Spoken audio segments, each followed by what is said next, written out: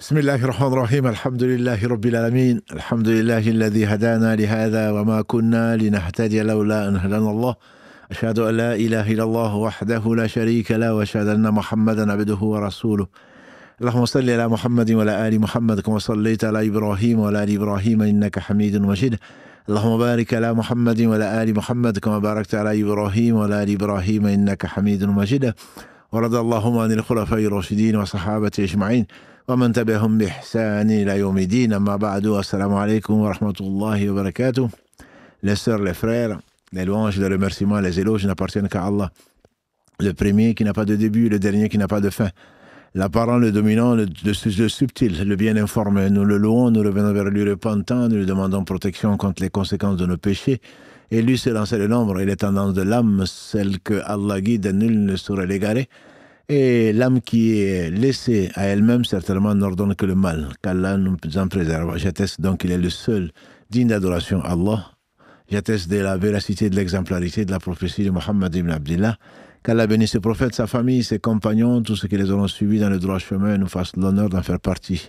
Bienvenue donc et content de vous retrouver. J'imagine que là, l'inverse égale, ou la réciproque est également vrai, puisque vous avez été beaucoup et insistants pour que nous reprenions donc ces lives. Ça nous a manqué, ça vous a manqué aussi. Mais alhamdulillah, Allah a décrété donc qu'il y ait une période de pause pendant laquelle ceux qui suivent donc nos réseaux savaient que j'étais au pèlerinage. Donc vous avez profité de cette pause, je l'espère en tout cas, pour réviser. Karim vous a envoyé 3 fois par semaine les quiz. Donc la veille de lundi, mercredi, samedi, les bonnes habitudes que nous avons prises, et le jour même du live, pour ne pas perdre la main, il vous faisait donc vivre donc les réponses pendant une trentaine de minutes. Donc Allah nous en fasse profiter et donc bénisse notre temps. Ensuite, je voudrais m'excuser auprès de certains pèlerins parce que la plateforme Nusuk m'a attribué des pèlerins sans me le dire et que je ne connais pas. Donc, dans l'avion, j'ai rencontré par exemple une sœur qui me dit content de vous rencontrer parce que vous étiez mon guide. J'ai dit ah bon? Oui, vous étiez mon guide et je vous ai appelé plusieurs fois, vous n'avez pas répondu. J'ai dit montrez-moi le téléphone, et bien c'est même pas le bon téléphone. Donc la plateforme m'a attribué des pèlerins que je ne connais pas. Donc je m'en excuse, c'est pas, je ne leur ai pas fait faux bon. Simplement, bon, c'est un bug, c'est carrément un bug. Et ils ont fait ce qu'ils ont fait, qu'Allah les récompense pour le bien qu'ils ont fait et leur pardonne pour le mal qu'ils ont pu faire. Voilà, donc en tout cas, ce n'est pas dans mes habitudes. Et comme les gens nos frères et sœurs qui suivent l'émission le savent, même quand on passe le salam, dans le fil donc, de la conversation, je m'impose d'y répondre. Alors, que dire de quand on m'attribue d'accompagner les pèlerins? Allah est témoin que je l'aurais certainement fait. Mais bon, ce sont des bugs et qu'ils ne m'en veuillent pas. En tout cas, Allah subhanahu wa ta'ala, c'est tout. Donc ça, c'est la première chose. La deuxième, c'est remercier également et le bon souvenir, l'excellent souvenir de tous ces pèlerins, de la grande famille que j'ai rencontrée, venant des États-Unis, venant du Niger, du Mali, de Côte d'Ivoire et d'ailleurs.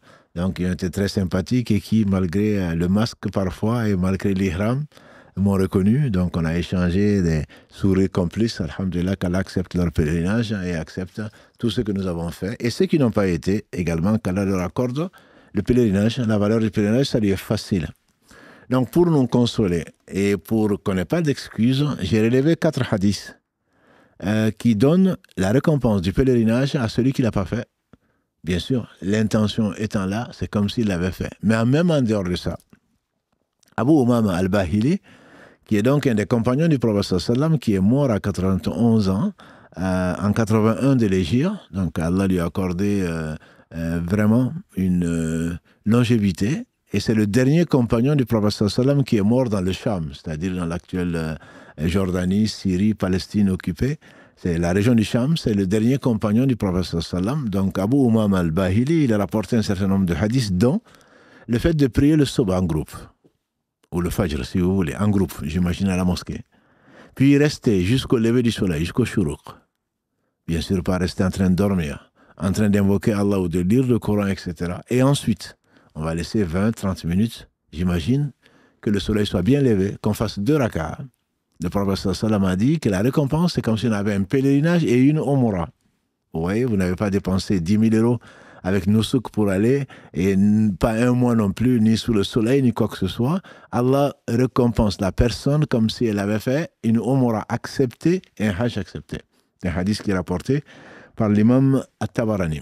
Est-ce que, tant qu'on y est, est-ce que ceci correspond à la salat Duha? Les savants, ils ont divergé. Parce que tu restes, la salat Duha, c'est ce qui vient compenser les 2 rak'ahs qui sont entre le fajr, entre le lever du soleil plutôt, jusqu'avant le dahr, qui viennent compenser l'adoration des 360 articulations qu'ils doivent à Allah subhanahu wa ta'ala par jour. Le prophète alayhi salatu wassalam a dit, les 360 articulations du corps humain doivent à Allah une adoration. Le fait de faire 2 rak'ahs de Duha compense cela. Est-ce que c'est Duha ou c'est la salat al-Ishraq? Les savants ont divergé, parce que celle-là, c'est de faire le subh, ce qui n'est pas le cas de salat Duha. La salat Duha, même si tu as prié chez toi, même si tu as prié en retard, entre guillemets, tu te réveilles en retard, si tu as fait quand même 2 rak'ahs avec l'intention de faire la prière Duha, qui est très recommandée, autant celui qui a rapporté le plus de hadiths du prophète sallam, Abu Hurayra, il a dit que mon ami, le prophète sallam, m'a conseillé 3 choses. 3 choses, de faire le 8 avant de dormir, de craindre de ne pas se réveiller, de jeûner 3 jours par mois et de faire 2 rak'ahs de Duha. Donc, ça fait partie des choses très recommandées. Mais la salat Duha, si on n'a pas fait ce que je viens de dire, ce qu'a décrit le prophète sallam, donc quand on n'est pas venu faire la prière subh en groupe, on n'est pas resté jusqu'au lever du soleil, la salat Duha, on peut la faire n'importe quand jusqu'à midi, entre guillemets. Et ça rapporte quoi? La récompense, c'est une umrah. Les 2 rak'ahs équivalent à une umrah, équivalent également à la compensation des 360 articulations qui doivent, donc une adoration à Allah subhanahu wa ta'ala. Bref, que l'on la considère comme Duha ou qu'on la considère comme Ishraq, peu importe, l'essentiel c'est de savoir que ceci peut nous rapporter par jour un hajj accepté, plus une umrah. Donc c'est pour dire qu'Allah il est miséricordieux, vous le saviez déjà, mais il est bien plus miséricordieux qu'on ne le pense. Également celui qui quitte chez lui, après avoir fait ses ablutions. Il vient avec l'intention et il accomplit une prière obligatoire, Allah le lui compte comme s'il le récompense plutôt par un pèlerinage accepté également. Ça c'est encore purifié de sa maison. Pour une obligatoire, ça récompense le hajj d'après le hadith authentique rapporté par Abu Umama encore, al-Bahili, est consigné dans la partie authentique donc de l'imam Abu Daoud, qu'Allah lui fasse miséricorde. Celui qui part de la mosquée également, avec l'intention d'enseigner ou d'apprendre, c'est-à-dire il vient participer à un cours, pourquoi pas à un live, il donne le cours ou il l'écoute, il vient avec cette intention, il parle de chez lui, Allah lui récompense comme s'il avait fait hajj. Vous imaginez le Seigneur que nous adorons, combien miséricordieux et généreux il est. Et donc personne n'aura d'excuses en disant « moi j'ai pas de hajj ». Tu ne peux pas, Allah dit « Man istata ilayhi sabila », celui qui a les moyens d'y aller. Tu n'as pas les moyens cette année, tu n'as pas pu avoir un package sur Nusuk, tu n'as pas de l'argent, tu es malade, tu n'as pas été tiré au sort dans certains pays, peu importe. C'est comme si tu l'avais fait parce que tu avais tout fait pour y aller. Alors pour le compenser, manifeste ta bonne intention en allant faire une prière obligatoire après avoir fait les ablutions chez toi, à la mosquée par exemple, ou comme j'ai dit, tu as eu le cadeau divin de pouvoir faire la prière du matin en groupe, donc à la mosquée, et tu restes. Ça peut être long, surtout quand tu t'es arraché de ton lit et il fait ce qu'il fait comme température, faire les ablutions, sortir, chaque pas que tu as vers la mosquée, un pas t'élève en degré, l'autre pas t'enlève des péchés. Et ensuite tu viens pour cette intention-là, tu peux être certain, et la promesse d'Allah est toujours vraie, que Allah va te récompenser comme si tu avais fait un hajj.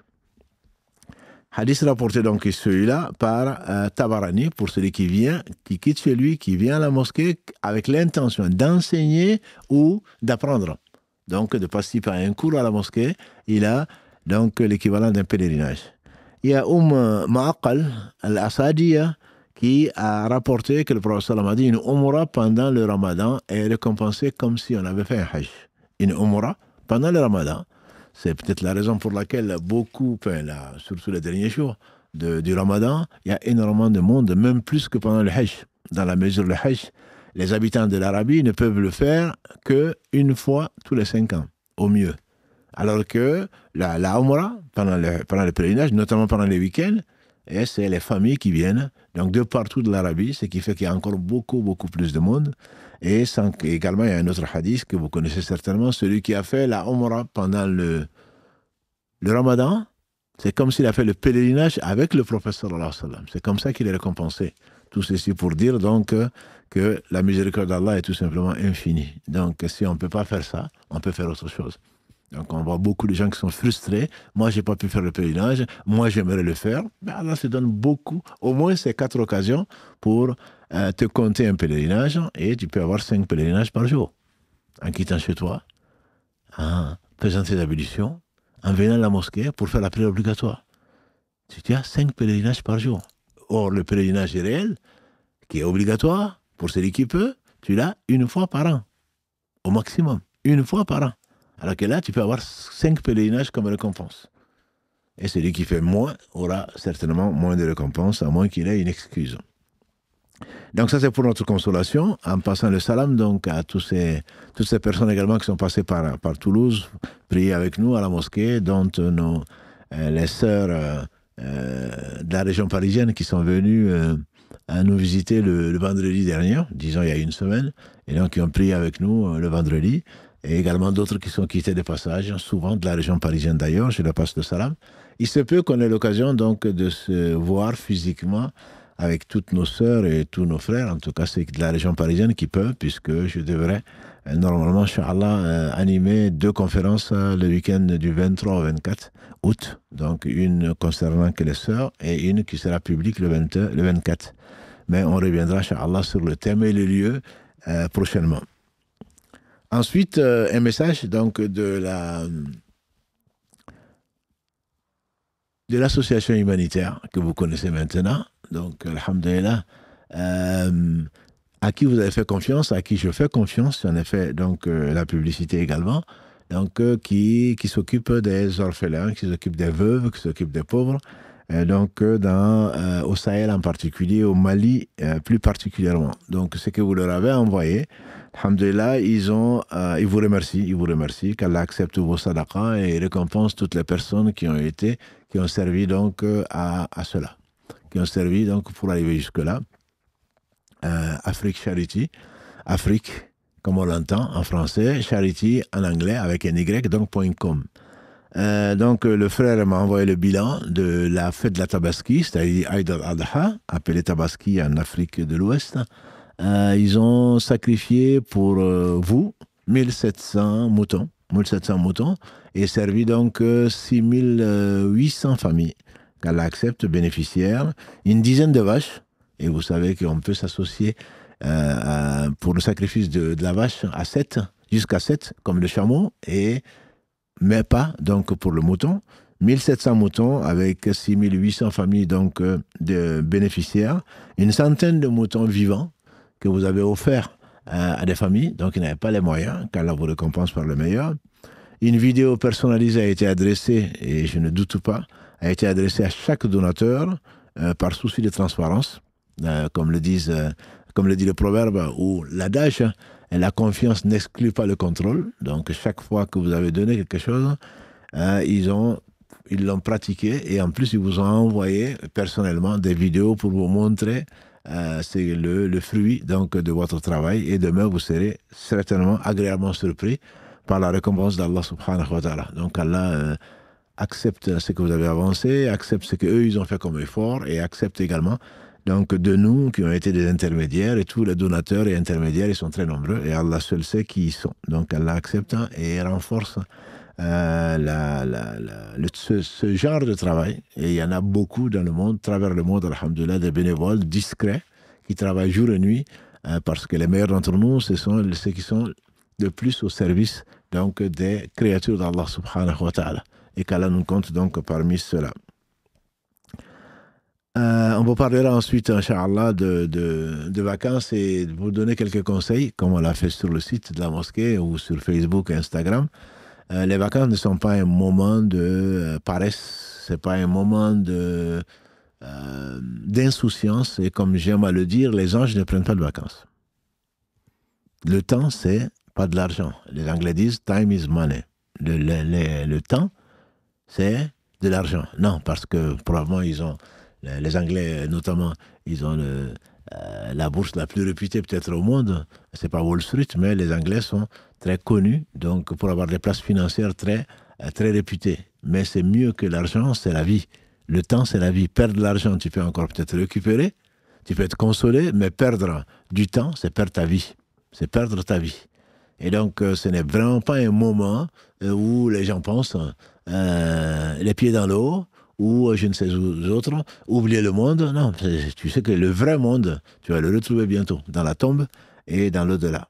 Et donc, il faut se le préparer. Ibn Omar disait, Karalagré ainsi que son père, il disait, quand tu es au matin, n'attends pas le soir. Quand tu es au soir, n'attends pas le matin. Prends pour ta vie, pour quand tu seras mort et pour sur sa santé, pour quand tu seras malade. Donc, une seconde de perdu. Si on vous disait aujourd'hui, si vous perdiez un billet de 500 euros, c'est le billet le plus coté, je pense, 500 euros, je pense que vous allez fouiller sous la table, vous allez fouiller partout, et vous allez passer un sale quart d'heure. Alors que là, tu perds une heure, tu perds combien de temps devant la Coupe du Monde qui vient de se terminer des clubs, ou devant je ne sais quoi, quelque chose qui te passionne, tu ne t'en rends même pas compte en réalité. Et pourtant, tu viens de perdre une partie de ta vie. Une partie de ta vie qui ne reviendra pas. Jusqu'au jour du jugement dernier, tu seras interrogé également, à moins qu'Allah nous compte parmi les gens qu'il fait rentrer au paradis sans les interroger, encore moins sans les châtier. Tu vas rendre compte de chaque instant que Allah t'a offert pour que tu fasses du bien à toi pour l'au-delà. Et donc, les vacances ne sont pas un moment où on n'a rien à faire. On s'ennuie, voilà, on prend un roman, n'importe lequel et encore. Voilà, on fait tout ce qu'on ne peut pas faire. Ce n'est pas ça, les vacances. Et on peut gagner gros. Profiter de son temps, c'est avant tout l'intention. L'intention. Changer d'activité, c'est très bien. Tu pars, par exemple, au bled, comme beaucoup, ceux qui ont les moyens, en tout cas, qui chargent plus que des ânes leurs véhicules, etc., pour parfois, malheureusement, paraître. Je viens de France, donc j'ai ceci et cela. Voilà, je vais occuper la maison que j'ai construite, j'espère, à halal, et que je n'ai pas triché ni quoi que ce soit pour arriver au fond que j'ai utilisé. Tu pars avec l'intention d'aller visiter la famille, par exemple, plutôt qu'avec l'intention de te montrer. L'intention que tu as une belle voiture, l'intention que ta villa est bien équipée. Si c'est cela, bien entendu, tu n'auras que cela. Mais ce qui peut être fait pour Allah, c'est le lien de parenté. J'y vais pour visiter mes parents. C'est vrai que ce n'est pas toujours facile, surtout quand on quitte, même s'ils pensent qu'on a tout en Europe. Quand tu viens les mains vides, bon, le lien de parenté est très bien, mais on attend, toute la famille attend, du plus petit au plus grand, des cadeaux. Même si tu n'as pas ça, ta présence est un cadeau, ton sourire est un cadeau, et surtout, le lien de parenté est sacré dans l'islam, comme vous le savez. Quand Allah l'a créé, il s'est accroché au trône, il a dit, je crains qu'on me coupe. Et Allah lui dit, est-ce que tu seras satisfait que je me lie à celui qui se lie à toi et que je me coupe de celui qui se coupe de toi? Le lien de parenté a dit oui. Et Allah dit, ceci t'a été accordé. Donc, vous vous rappelez certainement de la grande récompense qu'Allah a accordée à un jour, à quelqu'un qui sort d'un village pour aller à un autre. Et Allah lui met quelqu'un, un homme qu'il ne connaissait pas, qui lui dit où tu vas. Il dit, je vais dans tel village. Pourquoi? Parce que je vais voir telle personne. Parce que tu lui dois quelque chose? Il dit non. Il te doit quelque chose? Il dit non. Mais pourquoi alors tu y vas? On aurait pu lui dire, mais tu es quand même curieux. Mais pourquoi tu y vas? Il dit, parce que je vais visiter quelqu'un pour Dieu. Je l'aime pour Dieu. Et l'homme lui répond, qui a fait le questionnaire, moi je suis un ange que Allah a envoyé sous la forme d'un homme pour t'annoncer que Allah t'aime à cause de l'amour que tu as pour cette personne-là. Tu ne la visites pas pour autre chose. Tu la visites que parce que tu l'aimes pour Allah. Donc si tu vas quelque part en vacances, entre guillemets, mets dans ton intention d'aller donc visiter les parents, visiter des amis pour Allah. Si tel est le cas, tu n'y vas pas pour avoir plus de ceci ou plus de cela, très certainement, la récompense sera tout simplement immense. Et vous savez que le lien de parenté sera un des défenseurs quand on va traverser le pont. Et tout le monde devrait affronter le pont qui est jeté sur l'enfer. Et dans la tombe également, c'est le lien de parenté qui viendra, d'après le hadith rapporté par l'imam, consigné dans le Musnad de l'imam Ahmad, c'est le lien de parenté qui va te protéger du côté des pieds. Donc c'est quelque chose de très important et c'est facile pourtant pour celui à qui Allah a facilité donc le bien. Ça c'est la première chose. Le bien, le lien de parenté, l'intention surtout. Tu peux également avoir le repos. Le repos que tu vas faire, c'est pour repartir de plus belle. Repartir de plus belle pour continuer dans l'adoration d'Allah subhanahu wa ta'ala. Et ce repos, comme on le fait de la Ibn Jabal, Mu'adh ibn Jabal, il dit que je me couche le soir pour me reposer, pour pouvoir mieux adorer Dieu. Et ceci, et j'espère que ce sera compté comme de l'adoration. De manger que tu fais, la boisson que tu prends, le repos que tu prends pour mieux adorer Dieu, t'es compté comme adoration. La contemplation. Allah dit dans le verset 190 de la sourate 3, « Inna fi khalqi samawati wal ardi wa ikhtilafi al-layli wal nahari la ayatin li ulil albab. » الذين يذكرون الله قياما وقعودا وعلى جنوبهم ويتفكرون في خلق السماوات والأرض ربنا ما خلقت هذا باطلا سبحانك فقنا عذاب النار. Dans la création des cieux et de la terre, dans l'alternance des jours et des nuits, il y a des signes pour ceux qui ont de l'intelligence, qui se rappellent Allah, debout, assis et couché, et qui réfléchissent, qui méditent sur la création des cieux et la terre, et qui disent, Seigneur, tu n'as pas créé tout ceci en vain, gloire à toi. Donc quand tu vois un beau coucher de soleil, quand tu vois un lever du soleil, quand tu vois une mer, quand tu vois ceci, quand tu vois cela, quand tu vois comment la création d'Allah subhanahu wa ta'ala est parfaite, et tu dis subhanallah, ce rappel-là peut te faire entrer au paradis par la grâce d'Allah subhanahu wa ta'ala et sa miséricorde. Donc comme Allah le dit dans le verset 46 de la sourate 22, très certainement, ce n'est pas les yeux qui sont aveugles, c'est le cœur qui est dans les poitrines. Donc, chaque pas que tu fais avec l'intention d'adorer Allah, très certainement, tu ne le regretteras pas. Ce sera mieux pour toi que tout ce sur quoi se lève le soleil, que le monde et ce qu'il contient. Tu n'es pas riche? Oui, parce que ton cœur ne l'est pas. Si ton cœur est riche, le prophète sallam a dit la vraie richesse, c'est la richesse du cœur. Comme il a dit alayhi sallam, donc on peut profiter tout en faisant comme les autres, entre guillemets, en théorie, mais en pratique, on est avec Allah. Parmi les gens, mais avec Allah. Tu es parmi les gens, tout le monde va en vacances, tout le monde est ceci, tout le monde fait cela, mais tout le monde n'est pas avec Allah. Et Allah n'est pas tout le monde. Et Allah n'est pas avec tout le monde. Dans le sens d'accompagner, pas bien sûr dans sa science qui est parfaite et qui concerne tout, absolument tout. Mais Allah n'est pas avec les gens qui sont insouciants.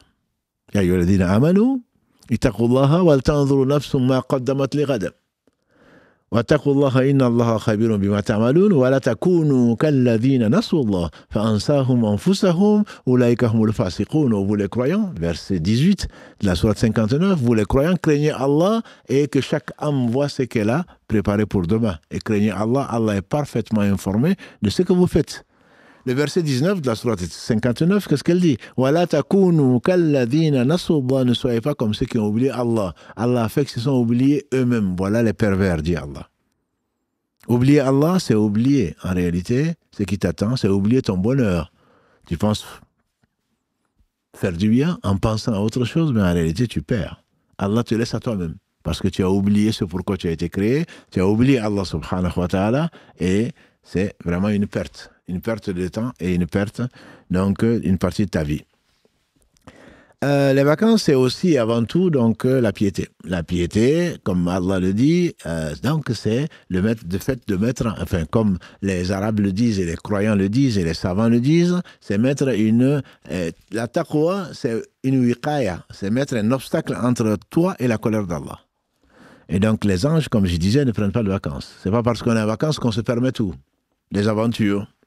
Tout ce que tu ne te permettais pas avant, parce que madame n'est pas là, ou parce que monsieur n'est pas là, ou parce que tu penses qu'on ne te voit pas, ou parce qu'il faut bien que jeunesse se passe. Allah dit, subhanahu wa ta'ala, dans la sourate 24, Nour, verset 30 aux hommes, il dit au prophète sallam de dire, Qul, dis aux croyants de baisser leur regard et d'être chaste. Allah est parfaitement informé de ce qu'ils font. Dit aux croyants également de baisser leurs yeux, une partie de leur regard. Pas tout le regard, bien sûr, parce que le reste, la contemplation de la création d'Allah subhanahu wa ta'ala qui est permise, on ne va pas la baisser pour cela. Mais tout ce qui était interdit en dehors des vacances, c'était interdit également pendant les vacances. Tout ce qui était interdit, comme on le dit souvent aux gens, eh oui, mais pendant le ramadan, est-ce qu'on peut faire ça? Pendant le ramadan, est-ce qu'on peut faire ça? Je leur dis, et les gens de science leur disent, tout ce qui était interdit avant le ramadan, en dehors du ramadan, est interdit pendant le ramadan. Il y a des choses qui étaient permises en dehors du ramadan qui deviennent interdites le temps donc de la prescription, c'est-à-dire du lever de l'aube au coucher du soleil, comme manger, boire, les relations conjugales, etc. Mais ce n'est pas parce que c'est le ramadan, et là dans notre cas, ce n'est pas parce que c'est les vacances, que des choses interdites vont devenir permises. Non. Les choses permises peuvent être interdites.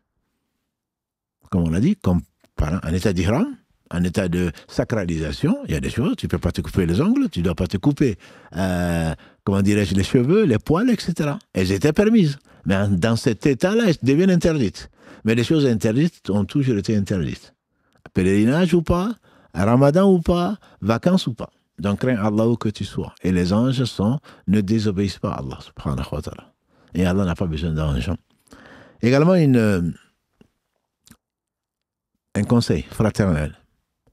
C'est que toi qui étais loin du Coran, qui disais que tu n'avais pas le temps, et pourtant Allah sait, entre les casques que tu portes et les pods et je ne sais quoi d'autre, entre les applications que tu as, que ce soit dans le métro, que ce soit en marchant, que ce soit à vélo, que ce soit sur n'importe quel moyen de communication, moyen de transport, tu peux le faire. Mais toi qui prétendais que tu n'avais pas le temps, alors, même couché, tu peux écouter, lire le Coran, etc., etc. Voilà une bonne façon de repartir après le Ramadan avec une foi et qui est élevée grâce à Allah, avec un cœur qui est nourri, avec une purification de tes péchés et avec certainement Inch'Allah, beaucoup de bonnes actions, puisqu'une lettre, comme l'a dit le prophète sallam, chaque lettre du Coran te rapporte 10 bonnes actions. Il dit, je ne dis pas que Alif Lam Mim, c'est un harf, c'est une lettre. Je dis Alif est une lettre, Lam est une lettre, Mim est une lettre. Voilà l'occasion qu'Allah te donne, et ne sois pas parmi les insouciants. Lis un peu le Coran, fais la prière en groupe en particulier. Et tu te dis, non, mais moi, je suis loin, il n'y a pas de mosquée à côté, je travaille. Mais là, tu travailles aussi pendant les vacances. Tu ne pourrais pas te faire un petit programme, ne serait-ce qu'entre le Maghrib et l'Isha, comme je le dis à tout le monde, ça fait qu'1 heure. 1 heure, 1 heure et demie. Tu ne peux pas venir faire ta prière avec un pèlerinage à la clé. S'il y a un cours avec un autre pèlerinage à la clé, et faire le Isha, et entre-temps, s'il n'y a pas de cours, lire un peu de Coran, faire un peu de dhikr, wallahi, on perd du temps. Le prophète sallam n'a-t-il pas dit 2 choses qui passent inaperçues vis-à-vis chez beaucoup de gens, et qui sont pourtant précieuses. Le temps libre et la santé. Le temps libre et la santé. Et les vacances font partie de ce temps libre, entre guillemets, mais ce n'est pas du temps perdu. On ne tue pas le temps, c'est le temps qui nous tue. On ne tue pas le temps. On entend, non, je tue le temps, je m'ennuie, quoi. Je fais un tour. Tout en faisant un tour, tu peux te demander pardon à Allah. Le prophète sallam demandait plus de 100 fois, et c'est plutôt 100 fois pardon à Allah par jour. Il a juré même. Tu peux, subhanallah, est une sadaqa, alhamdulillah est une sadaqa, la ilaha illallah est une sadaqa, c'est la meilleure des paroles, Allahu Akbar est une sadaqa. Et donc, malheureusement, Shaitan nous fait oublier et on pense avoir gagné du temps ou se reposer alors qu'on aurait pu gagner beaucoup plus que cela. On peut donc profiter pour faire des invocations, pour faire du dhikr, de l'évocation, pour se repentir aussi. C'est un moment particulier où tu es moins stressé, où que tu dois faire le bilan. Tu t'assois et tu te dis, mais finalement, il est conseillé de le faire tous les jours. Tous les jours, de faire le bilan. Qu'est-ce que tu as fait aujourd'hui? Qu'est-ce que tu as manqué de faire aujourd'hui? Tous les jours. Mais toi, tu n'as pas eu le temps, mais au moins 1 fois par an, quoi. 1 fois par semaine, c'est déjà pas beaucoup. 1 fois par mois, encore moins. Mais au moins 1 fois par an, t'asseoir et faire le bilan. Qu'est-ce que tu as fait de ton année? Qu'est-ce que tu as raté? Comme occasion, il y en a énormément. Et qu'est-ce que Allah t'a donné comme d'opportunités? Combien tu en as profité? faire le bilan, revenir vers Allah repentant, décider de faire mieux à la rentrée, il se peut que Allah subhanahu wa ta'ala change donc nos positions et nous élève en degré. Les baisses de foi et le reste dont tu parles souvent, baisse de foi, c'est pas la baisse de foi qui va t'amener à désobéir à Allah pendant les vacances. Certainement pas. C'est parce que l'âme ordonne le mal et tu n'as pas voulu la purifier, tu n'as pas voulu l'élever, comme on le verra, Inch'Allah, dans notre émission, dans notre live du mercredi, si Allah le veut. Pendant les vacances, tu as le choix de la compagnie. Si tu ne supportes pas tes collègues, femmes ou hommes, si tu n'as pas le choix parce que tu dois travailler pendant les vacances, au moins, tu as le choix de qui, avec qui marcher, avec qui jouer, avec qui manger, avec qui faire ceci et cela. Donc là, la compagnie, tu verras qu'elle est importante. Le prophète, alayhi salatu wassalam, il a dit, comparer la bonne compagnie à celle du vendeur de parfum, de musc, le meilleur parfum. Soit il t'en donne, soit il t'en vend, au moins tu dois sentir bon, à force qu'il ouvre donc la bouteille de parfum et qu'il te la fasse sentir, qu'il fasse sentir aux acheteurs potentiels. Au moins tu dois sentir bon. Fréquente des mosquées, fréquente des gens de bien, fréquente des savants, fréquente qui tu peux, et très certainement tu n'en sortiras pas indemne. Indemne, j'entends, au moins tu vas sentir bon. Ça va te donner, ta foi va augmenter. Et ça va t'amener, Inch'Allah, la foi qui a augmenté va t'amener à faire plus de bien. Et va t'éloigner du mal. Quand tu as la mauvaise compagnie, voilà, c'est le moment. Passe leur soirée à faire ce que Dieu seul sait. Leur journée à dormir. À faire ça, très certainement, c'est la mauvaise compagnie. La mauvaise compagnie, le prophète alayhi salatu wassalam l'a comparé au forgeron. Soit une étincelle saute, elle brûle son habit, saute de la forge, inintentionnellement, soit alors, au moins, tu risques de sentir mauvais à cause de l'odeur de la forge. Fréquente, dis-moi qui tu hantes, je te dirai qui tu es, dit le proverbe. Dis-moi qui tu fréquentes, en fait, et je te dirai qui tu es, quel type de personne tu es. Toi, tu aimes la compagnie des désœuvrés, tu aimes la compagnie des voleurs, tu aimes la compagnie des dragueurs, tu aimes la compagnie de... Mais comment tu veux faire autre chose qu'eux? Parce que tu ne veux pas te singulariser, tu ne veux pas qu'on te mette de côté forcément, tu vas faire ce qu'ils font, et pour les comparer et pour les accompagner, forcément, tu aimes ce qu'ils aiment. Autrement, pourquoi chercher leur compagnie? Et de cela, comme Allah dit subhanahu wa ta'ala, khilaw yawma idhin ba'duhum li ba'din adu illa al-muttaqun. Les amis intimes, dit Allah, dans ce bas monde, seront les ennemis les uns des autres le jour du jugement dernier, sauf ceux qui craignent Allah subhanahu wa ta'ala. Et donc, celui qui a fait le péché avec toi sera témoin contre toi, tu seras témoin contre lui, et très certainement, au jour du jugement dernier, vous ne serez pas des amis. Vous ne serez pas des amis. Enfin, je conseille de ne pas d'excès. Pas d'excès. Passer plus de 8 heures à dormir, dépenser, manger à l'excès.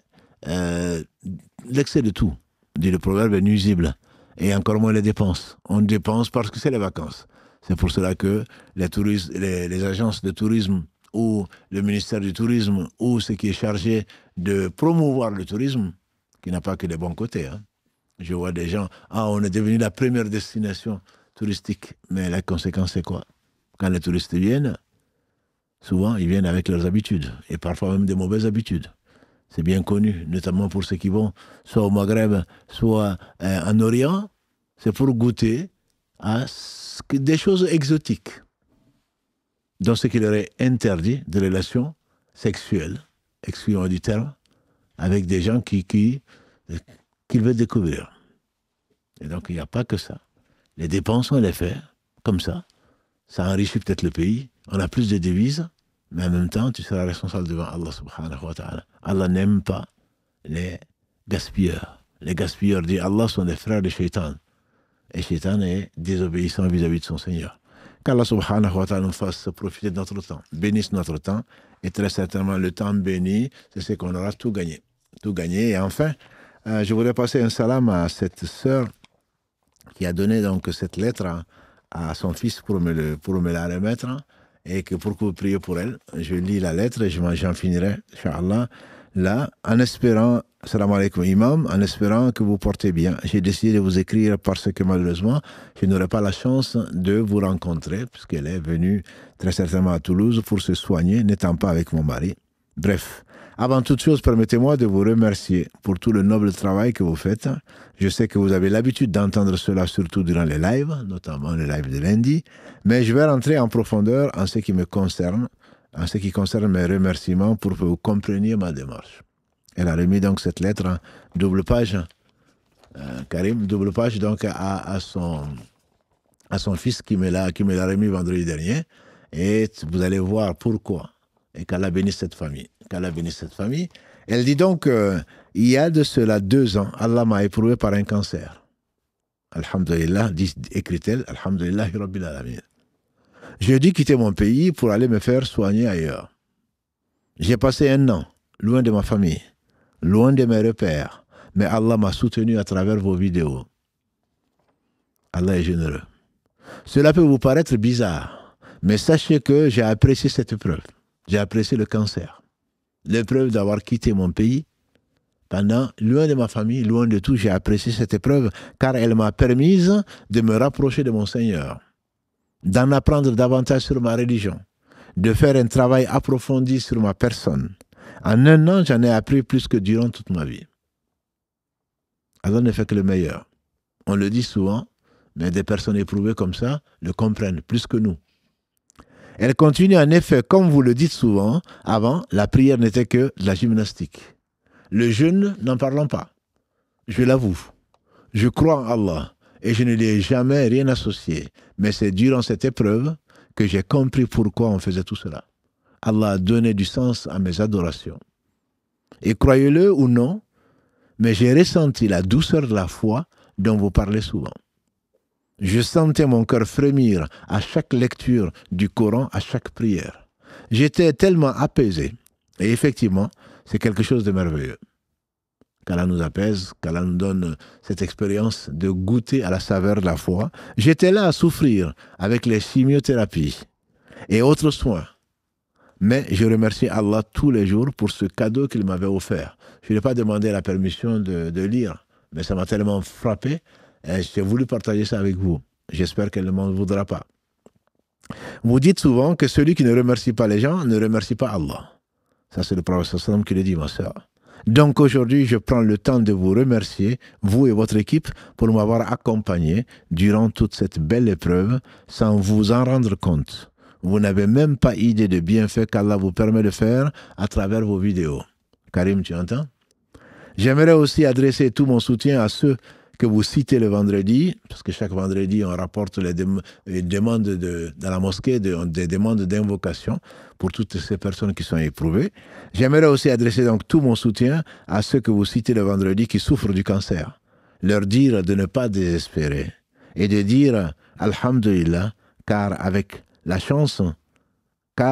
la chance, Allah, par sa miséricorde, va nous enlever les péchés. En effet, tu sais de quoi tu parles. Qu'Allah vous accorde, finit-elle, à tous belle part ici-bas et dans l'au-delà. Qu'il nous pardonne tous nos péchés et qu'il nous accorde le plus haut degré du paradis. Une sœur qui vous suit depuis donc ce pays-là et elle se reconnaîtra. Voilà. On demande à Allah subhanahu wa ta'ala de la récompenser comme lui seul sait le faire, de la purifier de ses péchés, de la guérir du cancer, parce qu'Allah est le guérisseur, et il n'a pas besoin de cause seconde, et donc que Allah subhanahu wa ta'ala la récompense, et vous récompense tous et toutes pour les invocations que vous allez faire pour elle en particulier, mais pour nous tous en général. Barakallahu fikum, je m'arrêterai là, Inch'Allah, pour ça aujourd'hui, pour la petite demi-heure qui est devenue 40 minutes, donc d'introduction à cet islam au quotidien que vous aimez tant, et à laquelle vous êtes fidèle. Donc, on va changer la formule un peu plus tard. Inch'Allah, je vous le dirai. On va essayer de changer la formule à cette 5e rentrée. Mais pour l'instant, donc, on va prendre quelques questions. Priorité, comme d'habitude, au direct. Sinon, Inch'Allah, on va prendre les questions écrites. On en a beaucoup également.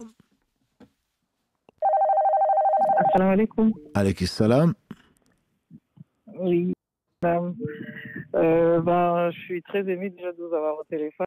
Barakallahu fika. Et je vous remercie Moi, je remercie le bon Dieu parce que j'ai eu la chance de vous voir en vrai Alhamdulillah. au Had Oh, à Hajj, Mina. alhamdulillah. J'ai fait une conférence Ouais. là-bas. Ah, J'ai assisté à cette conférence.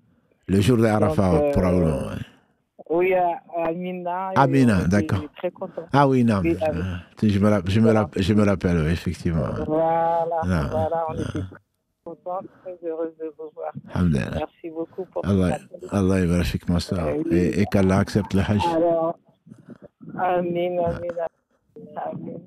En fait, moi, j'ai une question. Oui. C'est que je suis mariée il y a plus de 25 ans maintenant. Oui. Les enfants, ils sont grands, mon mari. Mais il y a juste 22 à peu près. Mon mari, en fait, il a démissionné de tous les à la maison. On a un petit, ma soeur, on a un petit problème de connexion et ça coupe. Et Karim va essayer de s'en occuper, mais allez-y. Non, mais allez-y. Je pense pas. Je pense que ça doit venir d'ici, je crois. En fait, je disais que il y a à peu près 2 ans, mon mari il a démissionné de toutes les charges de la maison. Oui. Soit disant que les sont grands, c'est à eux de participer, par exemple, aux courses et à tous les frais de la maison.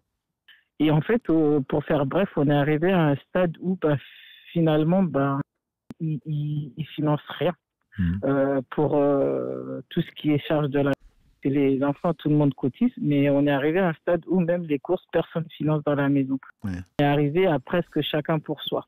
Moi, après, la question que je me pose, c'est que est-ce que moi, dans ce cas-là, je peux demander un divorce parce que en fait, j'ai l'impression que je ne cherche plus à rien. Parce qu'ils ne donnent pas à manger, ils ne financent rien pour moi. En fait, c'est moi qui travaille pour à manger. Une petite fille et un petit garçon, en fait, à charge. Donc, au final, c'est moi qui travaille pour les grands, chacun à leur charge. Oui. Donc, on a quelques petits problèmes. Je pense qu'Allah, on va arrêter là. Je vais essayer de vous répondre et Karim va essayer de voir si ça vient d'ici ou si ça vient d'ailleurs. On ne sait je pas. Je vous remercie beaucoup. Barakallahu fik, ma soeur, et alhamdulillah, que vous attendez pas à ce que je vous dise divorcer, certainement pas. Non. Vous avez. Non, mais est-ce que je. Oui. C'est pas, je vous dis ça. C'est est-ce que j'ai le droit, moi, de demander, en fait, est-ce que je suis en tort si je le fais? Moi, c'est juste parce que je suis arrivé à un stade où j'ai l'impression qu'en fait, je ne sers plus à rien parce qu'il ne sert plus à rien. Mais non. Il sert à quelque chose, vous servez à quelque chose. Ne laissez pas Shaitan rentrer, comme vous le savez, le fils de Shaitan, le Shaitan qui est le plus récompensé par son père, félicité, celui qui arrive à séparer l'homme de la femme, le mari, le mari de la femme, l'époux de l'épouse, et vice-versa. Non, ne prenez pas comme ça. Le problème, c'est, je dirais même, vous devez avoir pitié de lui. Dans la mesure où, s'il ne subvient pas à vos besoins, il prend des péchés. Ça, c'est une obligation pour le mari dans l'islam. Donc, ce que vous faites, tout ce que vous faites vous sera compté. Ce n'est sûrement pas après votre hajj que vous allez divorcer. Non, ne demandez pas ça. Demandez à Allah de le réformer. On a appris beaucoup de savoir là-bas. Donc non, mais exactement. On a beaucoup de la passion. Exactement. Et depuis que je suis venu dans ma tête, c'est pour ça que j'ai profité aujourd'hui, dès que je vous ai vu. J'ai dit, j'ai essayé d'appeler, je ne savais même pas que j'allais tomber sur vous. Et franchement, je pense que ça fait que je tombe sur vous parce que j'ai ça dans ma tête avant même de partir, mais avec les rappels et tout ça, j'ai ça dans ma tête. Non, ne divorcez pas, ne demandez pas le divorce en tout cas. Allah, s'il a décrété que vous allez divorcer, mais il ne faudrait pas que ça vienne de vous. Allah ne va pas vous demander quels sont vos droits, il va vous demander vos devoirs. Et donc, restez la meilleure épouse possible, la meilleure mère possible. Ces enfants ont besoin de vous, même lui, il a besoin de vous. Autrement, il vous aurait certainement signifié donc, la fin de la vie en couple.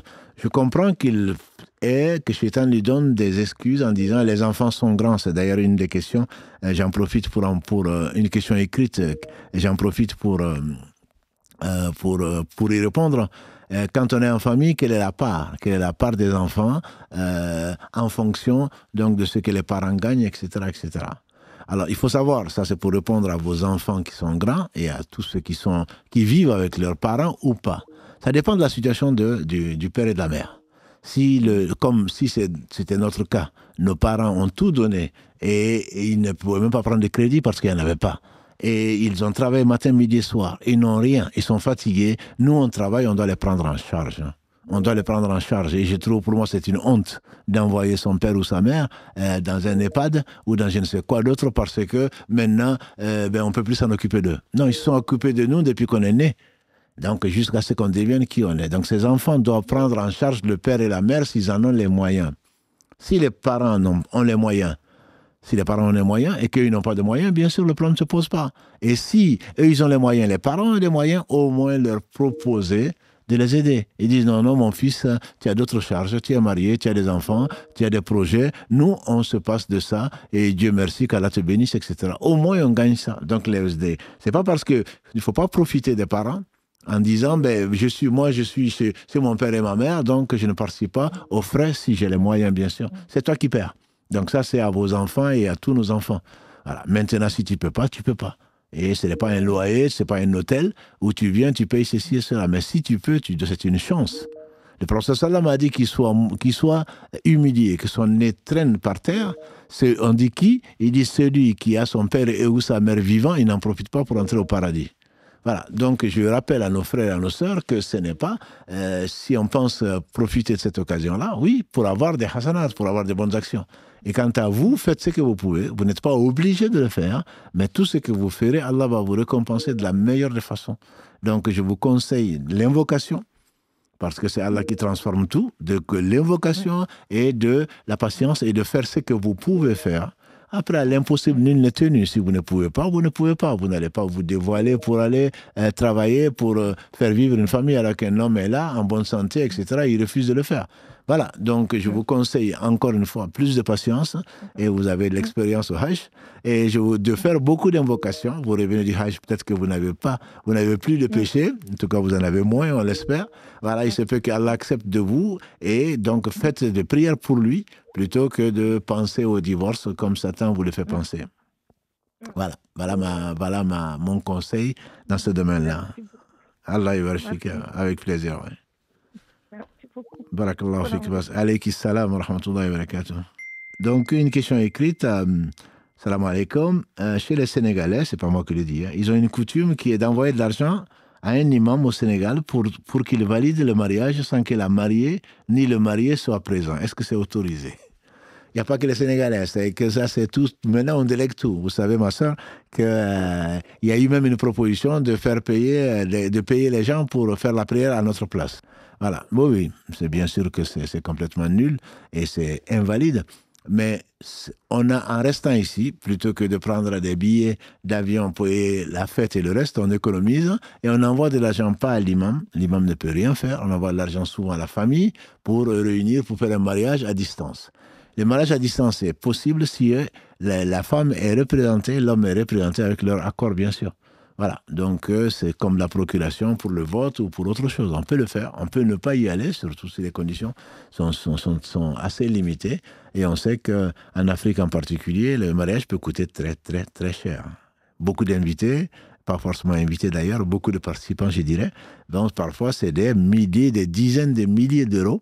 Et donc si on veut éviter ça, et on peut envoyer de l'argent à la famille pour qu'ils célèbrent le mariage. L'imam n'a rien à voir avec ça. L'imam n'a même pas à prendre d'argent, de toute façon, en théorie, pour marier les gens. Dans la mesure où on n'a pas besoin de lui. On n'a pas besoin d'un imam, on l'a déjà dit ici. On n'a pas besoin d'un imam pour se marier.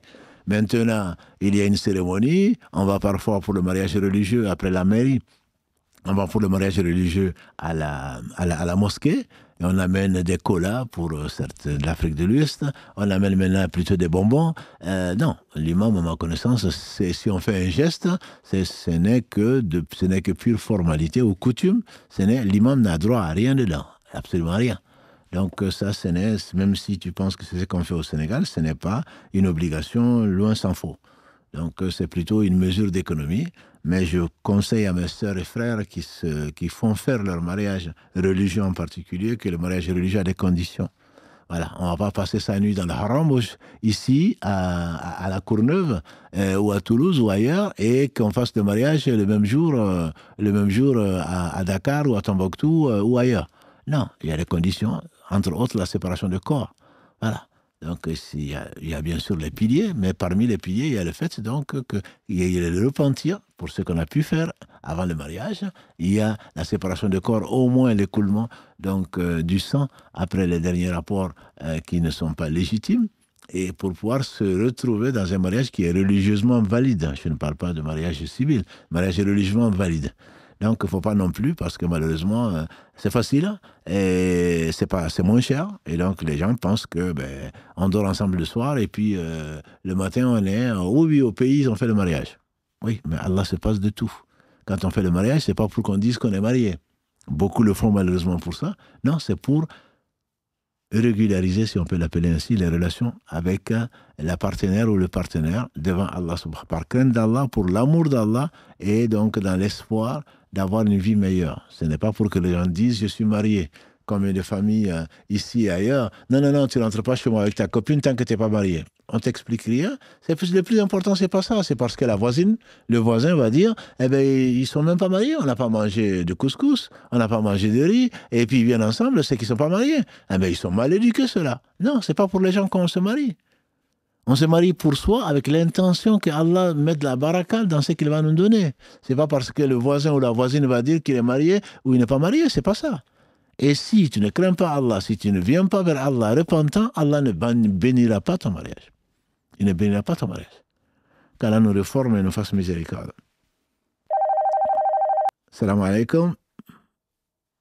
Alaykoum salam wa rahmatullah. Salam alaikum, cheikh. Je vous écoute. Amin, amin.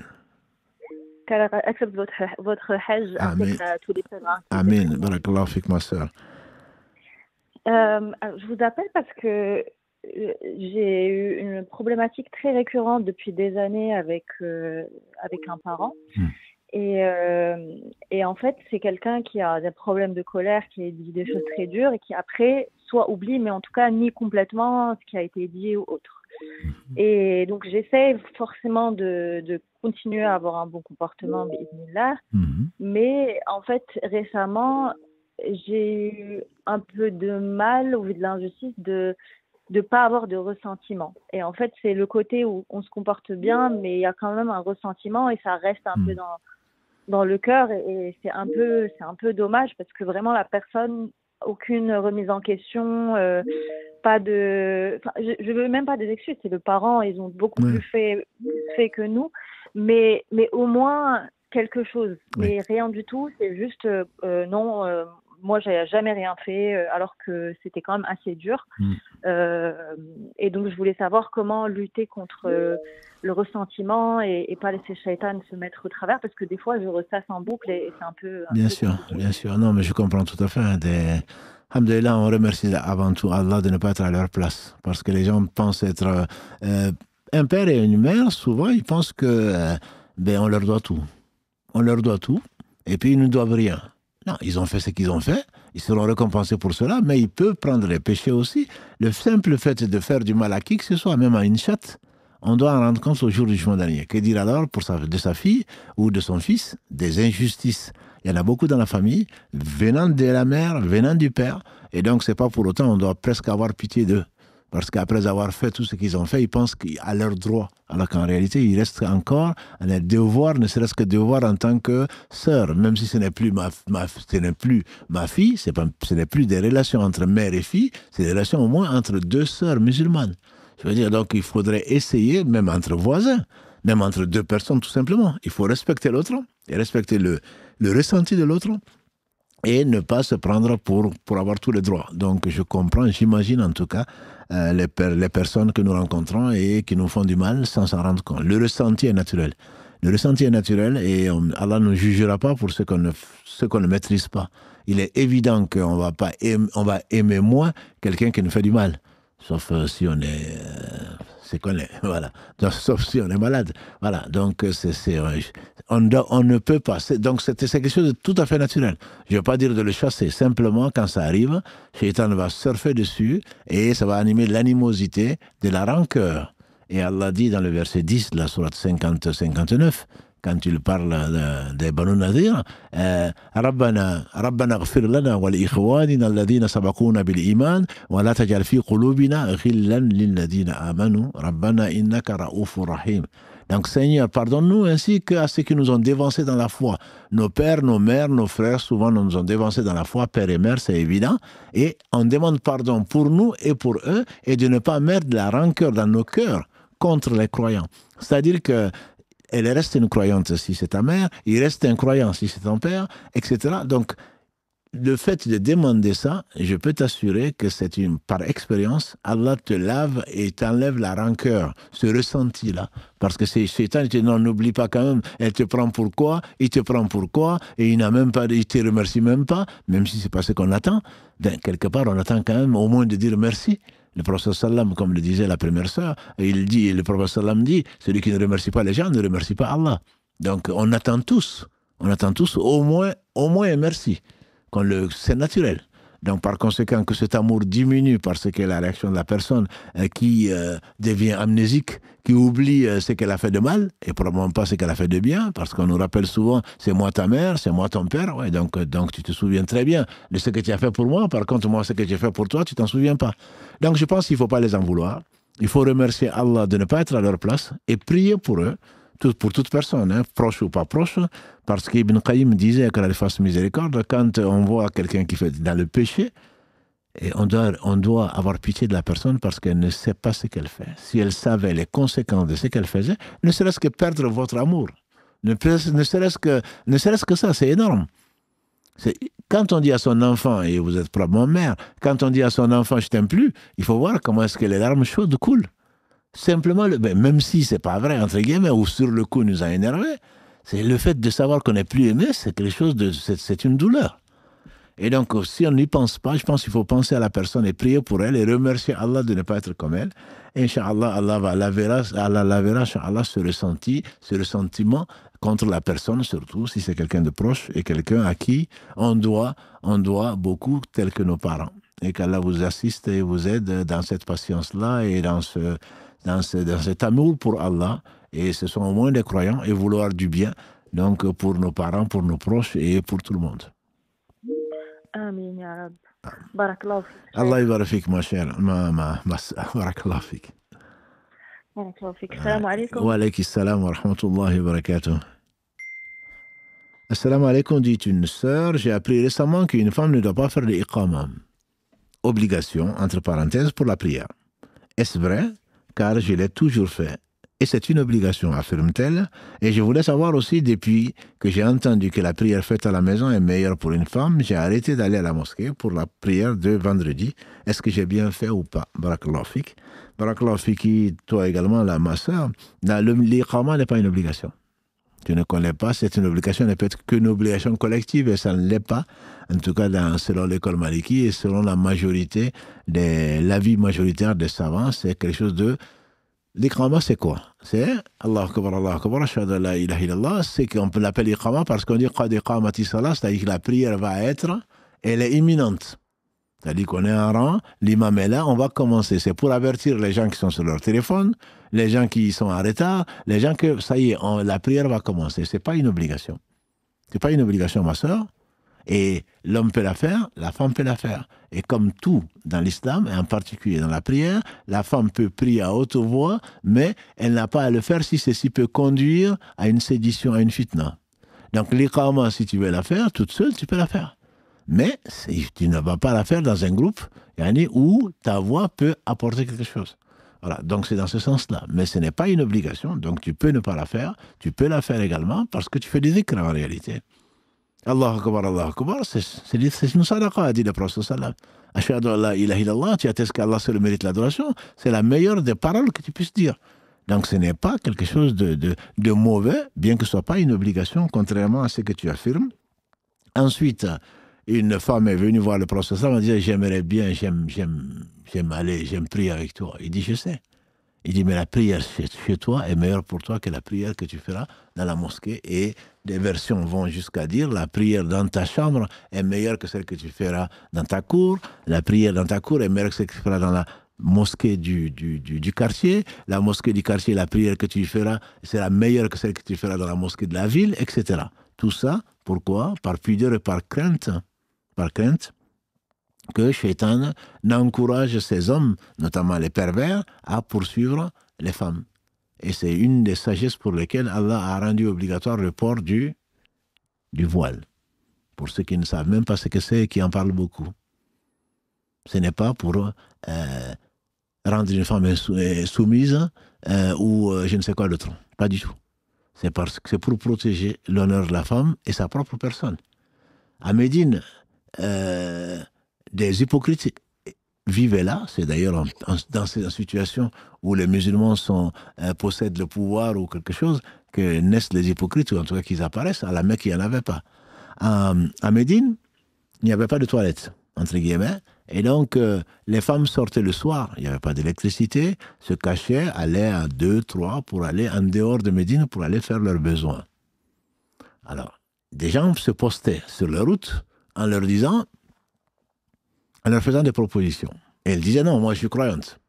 C'est comme aujourd'hui, je pense qu'on ne reproche à personne de dire moi je suis une sœur, je suis une mère, ce qu'on appelle les bonnes sœurs ou les bonnes mères qui ont décidé de ne pas se marier.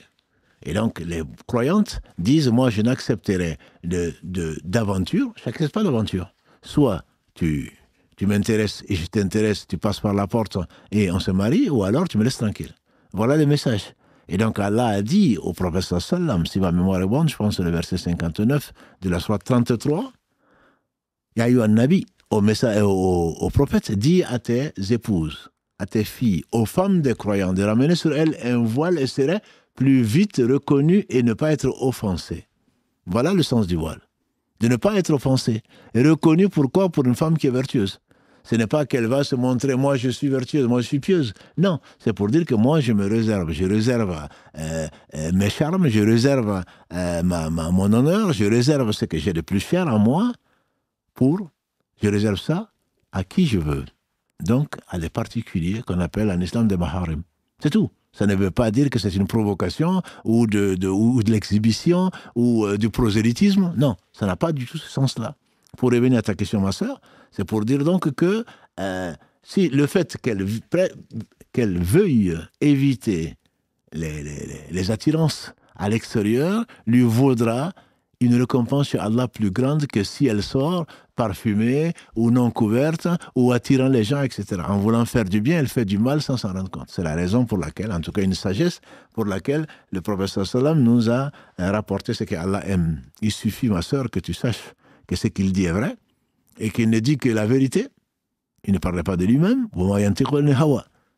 Versets 3 et 4 de la sourate 53, donc l'étoile. Il ne parlait pas sous l'effet de la pulsion ou l'effet de la passion.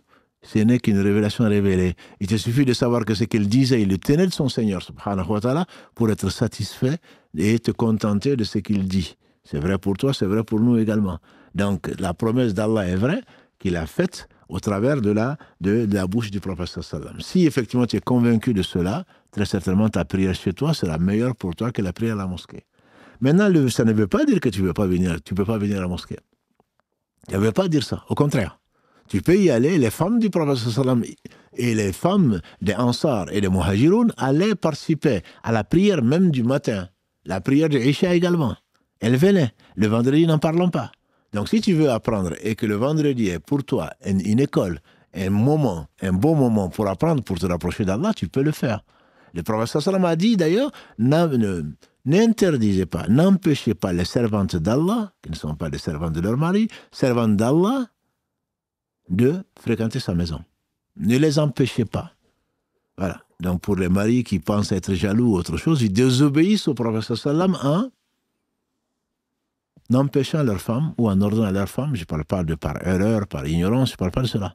Mais ceux qui veulent montrer qu'ils sont des hommes. Non, tu ne pars pas. Non, parce que je connais la mosquée, il y a beaucoup de gens, mais tu connais la mosquée, tu ne me fais pas confiance. C'est ton Dieu, c'est le Dieu des hommes. C'est le Dieu des hommes et des femmes. Son ordre est clair. Le prophète a dit, n'empêchez pas les servantes d'Allah dans ses maisons. Donc tu n'as pas le droit d'empêcher quelqu'un, donc une femme qui veut y aller, une fille qui veut y aller, pour peu que sa sécurité ne soit pas en danger ou autre chose. Donc, si tu veux venir le vendredi, alhamdoulilah, parce que tu en as besoin, mais si c'est pour faire une présentation de mode, je te le déconseille. Parce qu'il a dit qu'elle sorte et qu'elle ne sorte pas parfumée.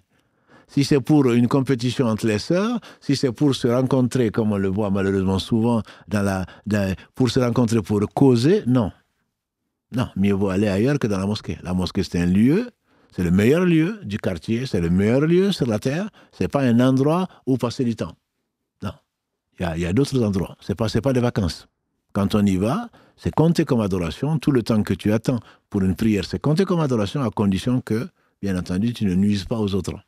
Aller et lever la voix et causer et rigoler et je ne sais quoi d'autre, non seulement tu perds ton temps, deuxièmement, tu gênes les autres. Si c'est pour cela, ce n'est pas un lieu de rendez-vous pour faire de la causette. Ça, je le dis aux sœurs en particulier et aux frères qui ne connaissent pas la valeur de la mosquée.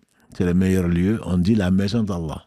Et donc, ne serait-ce que cela, Baytullah, c'est la maison d'Allah. C'est le fait que Allah ait accoler son nom à quelque chose, c'est un honneur et c'est une beauté, c'est une grandeur que Allah donne donc à cet endroit-là, à cette chose-là. Et par conséquent, il faut respecter donc ce que Allah subhanahu wa ta'ala a voulu que l'on respecte. Wallahu a'la wa a'lam. Allô, salam alaikum. Salam alaikum. Wa alaykum salam. Wa alaykum salam wa rahmatullah. D'abord, merci pour ce que vous faites pour la communauté, vous ainsi que les techniciens. Allah barafik. Alors, j'ai une question. Moi et mon mari, on s'apprête, Inch'Allah, à partir à l'Umrah au mois d'août. Inch'Allah. Et du coup, ma question, c'est est-ce qu'il est permis, durant ce même voyage, d'accomplir 2 fois l'Umrah pour une personne qui n'est plus de ce monde? Et une deuxième question qui concerne mon mari, on nous propose d'acheter ce qu'on appelle une ceinture qui va accompagner sa tenue de ihram. Et on n'est pas certain de la validité de le porter. Ah. Pour la première question, alhamdulillah, ma soeur, c'est quelque chose de permis. Je ne connais pas d'école qui l'interdise, mais ce n'est pas une sunna. Quand je dis c'est permis, ça ne veut pas dire que c'est recommandé. La sunna, il n'a pas été rapporté à ma connaissance, et ma connaissance est faible, mais il n'a pas été rapporté ni du prophète sallam, ni de ses compagnons d'avoir fait 2 umrah au cours d'un même voyage. Et j'ai été rassuré par l'avis des savants anciens comme contemporains comme le Cheikh Rouhaili ou d'autres. J'ai entendu des réels où ils disaient que ce n'est pas une sunna d'aller, le prophète sallam quittait. Il parcourait comme des centaines de kilomètres, lui et ses compagnons. Ça a duré à peu près une semaine. Mais nous, c'est 1 jour, 2 jours de voyage. Mais il ne faisait pas. À l'occasion, oui, mais puisque j'y suis, je vais donc faire 2 umrah, 3 umrah pour ma soeur, pour ma grande soeur, pour ma grand-mère, pour mon père. Ce n'est pas une façon que le prophète sallam nous a enseigné. Maintenant, si vous voulez le faire, vous pouvez le faire. Et ce qui est conseillé, au moins dans l'école Hanbali par exemple, c'est au moins qu'il y ait un peu de cheveux. Quant aux femmes, vous n'avez pas de souci. Il suffit de couper une phalange. Mais pour les hommes, il faut le raser. Et votre mari peut bien entendu raccourcir ses cheveux, mais au moins quand on les rase, et le prophète sallam a conseillé de raser les cheveux plutôt que de les raccourcir. S'il les rase, au moins laisser 3 jours entre 2 umrahs pour qu'il y ait quelque chose à raser. Parce que raser, ça enlève en même temps les péchés. Voilà ce que je peux te dire, c'est permis, je ne connais pas d'interdiction, par contre ce n'est pas quelque chose qui est recommandé, et donc ce que Allah aime particulièrement, puisque le prophète sallam ne l'a pas fait, ses compagnons ne l'ont pas fait, donc moi je vous le déconseille, mais alhamdulillah, je sais que le voyage, même si ce n'est pas très cher, il reste quand même cher, et qu'on n'a pas toujours l'occasion de faire la Umrah, donc si vous voulez le faire, vous voulez en profiter, vous pouvez le faire. Je ne connais pas d'interdiction, mais je ne pense pas que ce soit quelque chose de recommandé. Ça, c'est la première question. La deuxième, pour la ceinture, l'avis majoritaire, en tout cas des savants, est que c'est possible. C'est possible de porter une ceinture, tout ce qui n'est pas lié à soi. C'est comme les lunettes, hein. Par contre, se couvrir la tête est interdite, ce matin-là ou ce soir que vous allez faire là, en état d'ihram, depuis que vous êtes en état d'ihram, mais tout ce qui n'est pas lié à la personne, qui montre pas ses formes, qui n'épouse pas plutôt ses formes, ça c'est permis. Mais je ne suis pas sûr de l'efficacité. J'ai souvent eu du mal avec la ceinture, mais on arrive, alhamdulillah, il arrivera comme beaucoup, et il suffit de prendre la bonne habitude d'écarter les jambes et de passer l'ihram, et ça tient tout seul. Mais s'il craint effectivement que ça tombe, mais je n'ai jamais vu un ihram tomber, pour découvrir ce qu'on n'aimerait pas regarder. Donc, moi, s'il veut, il le fait. À ma connaissance, c'est permis. C'est permis, c'est plus que toléré. Et s'il ne veut pas le faire, il n'a pas à le faire. Mais c'est sûr qu'il n'en a pas besoin. Sauf pour comment dirais-je, pour se rassurer lui-même. Plutôt ça. Mais sinon, c'est permis. C'est permis de le faire. Et donc, il pourra aussi porter une sacoche ou mettre des... Absolument, il n'y a pas de problème de sacoche. Je vous dis, tout ce qui n'est pas lié à la personne, collé à la personne, ou une couverture ou autre chose, non. La sacoche, il peut la porter, des lunettes, il peut porter s'il fait chaud, s'il y a trop de lumière, etc. Donc, bon, avec les chaussures qui n'ont pas au moins, qui sont au moins ouvertes, voilà, avec les conditions que vous connaissez certainement. Non, il n'y a pas de mal à porter une sacoche, non. C'est pas. Il fera attention parce que si jamais... même à la Mecque, si jamais il perd la sacoche ou qu'on lui dérobe quelque chose, c'est extrêmement rare. Et même quand on perd quelque chose, c'est la seule ville où j'ai vu, même 3 jours, 4 jours après, tu vas aux objets perdus, tu retrouves les choses exactement, même si c'est des milliers d'euros, tu retrouves ton sac avec son contenu. Mais mieux vaut quand même éviter ce stress-là. Voilà. Merci beaucoup, Barak. Allah ibarashik et qu'Allah accepte et vous facilite votre umrah. Et que vous nous revenez avec la récompense de la Umrah, c'est-à-dire avec vos péchés pardonnés. Amin, amin. Et si vous pouvez aussi faire des doigts pour nous, vous souhaiterez avoir un enfant, Inch'Allah. Inch'Allah, Masha'Allah, c'est une bonne nouvelle. Qu'Allah vous le facilite et qu'Allah vous donne un enfant béni et bénisse votre couple. Et si vous pensez également à nous, Inch'Allah, faites des invocations pour toute la famille. Amin. Merci, Barakallahu fik. Allah yabarak, ma sœur. Salam alaikum. Alaikum salam. Alors, on va toujours rester dans donc, les questions écrites en rapport avec le culte. Ensuite, on a des questions en rapport avec la famille, mais Allah seul sait si on aura le temps de les traiter aujourd'hui. En tout cas, avec le culte, wa alaykum salam wa rahmatullahi wa barakatuh, je me permets de vous écrire car je viens d'écouter le live où, suite à une question, vous parlez de la aqiqa. La aqiqa, donc, c'est le sacrifice à l'occasion de la naissance d'un enfant, et c'est le droit, c'est un des 3 droits d'un enfant. Voilà, c'est le droit de l'enfant. Et donc, j'ai 3 enfants et je n'ai jamais fait la aqiqa. Mes enfants ont entre 2 ans et presque 17 ans. Puis-je la faire, même si c'est tardivement? Non, c'est un droit de l'enfant. Certains savants vont jusqu'à dire que si les parents ne l'ont pas fait, l'enfant adulte, s'il a les moyens, il doit le faire. C'est pour vous dire, c'est remercier Allah, sacrifier un bélier à l'occasion pour remercier Allah. Donc vous devez le faire si vous en avez les moyens. Si Allah vous a permis d'écouter ce live-là et que vous voulez le faire aujourd'hui, vous devez le faire le plus tôt possible, mais bien entendu, quand vous pouvez. Et entre autres, on a vu Afrique Charity avec un Y.com fait ceci, et beaucoup de frères, beaucoup de sœurs en ont profité, même si vous ne pouvez pas aujourd'hui parce qu'il n'y a pas d'abattoir partout, vous ne pouvez pas le faire, vous pouvez le déléguer, donc envoyer de l'argent à une association humanitaire et de confiance, et donc qui va acheter des moutons et les sacrifier en votre nom pour réparer cet oubli ou cette ignorance-là. Oui, effectivement, vous devez la faire, même si, comme le dit le proverbe, mieux vaut tard que jamais, parce que c'est le droit de l'enfant, et de ce droit, peut-être que vous risquez d'être interrogé si vous ne satisfaisez pas donc à cette demande-là. Wallahu alam. Allô? Assalamu alaikum. Assalamu alaikum. Allô? Allô, salam alaikum. Salam alaikum. Alhamdulillah. Je suis trop contente de vous avoir, vous allez bien? Barakallahu fik. Oh, ok. Bon, bah, ok. Cher, j'ai une question à vous poser. Oui, je vous écoute, ma soeur. Voilà, déjà, barakallahu fiki, parce que vous avez apporté beaucoup dans ma vie. Allah voilà, grâce à Allah, de par vous, moi, j'ai porté le hijab. Masha'Allah. Donc, barakallahu fikum à vous, à l'équipe. Allah je traverse une... Barakallahu fik, cher. Je traverse une petite épreuve dans mon couple en ce moment. Oui. Après le mariage avec mon mari, on a décidé qu'il arrête de travailler pour faire une spécialisation, pour monter en compétence en cybersécurité. D'accord. Donc voilà, il a suivi mes conseils, on a payé l'école à presque 14 000 euros. Wow, donc on avait décidé comme ça presque pendant toute sa formation. Oui. On allait vivre parce que moi, je travaillais, donc, alhamdoulilah, j'avais un bon salaire. On allait vivre sur mon salaire, donc j'allais payer le loyer, tout ça. Oui. Et sa formation est finie depuis un moment. Oui. Donc, normalement, d'après les calculs, il devait avoir un stage depuis un mois. Oui. Et puis reprendre en main voilà, son foyer. Oui.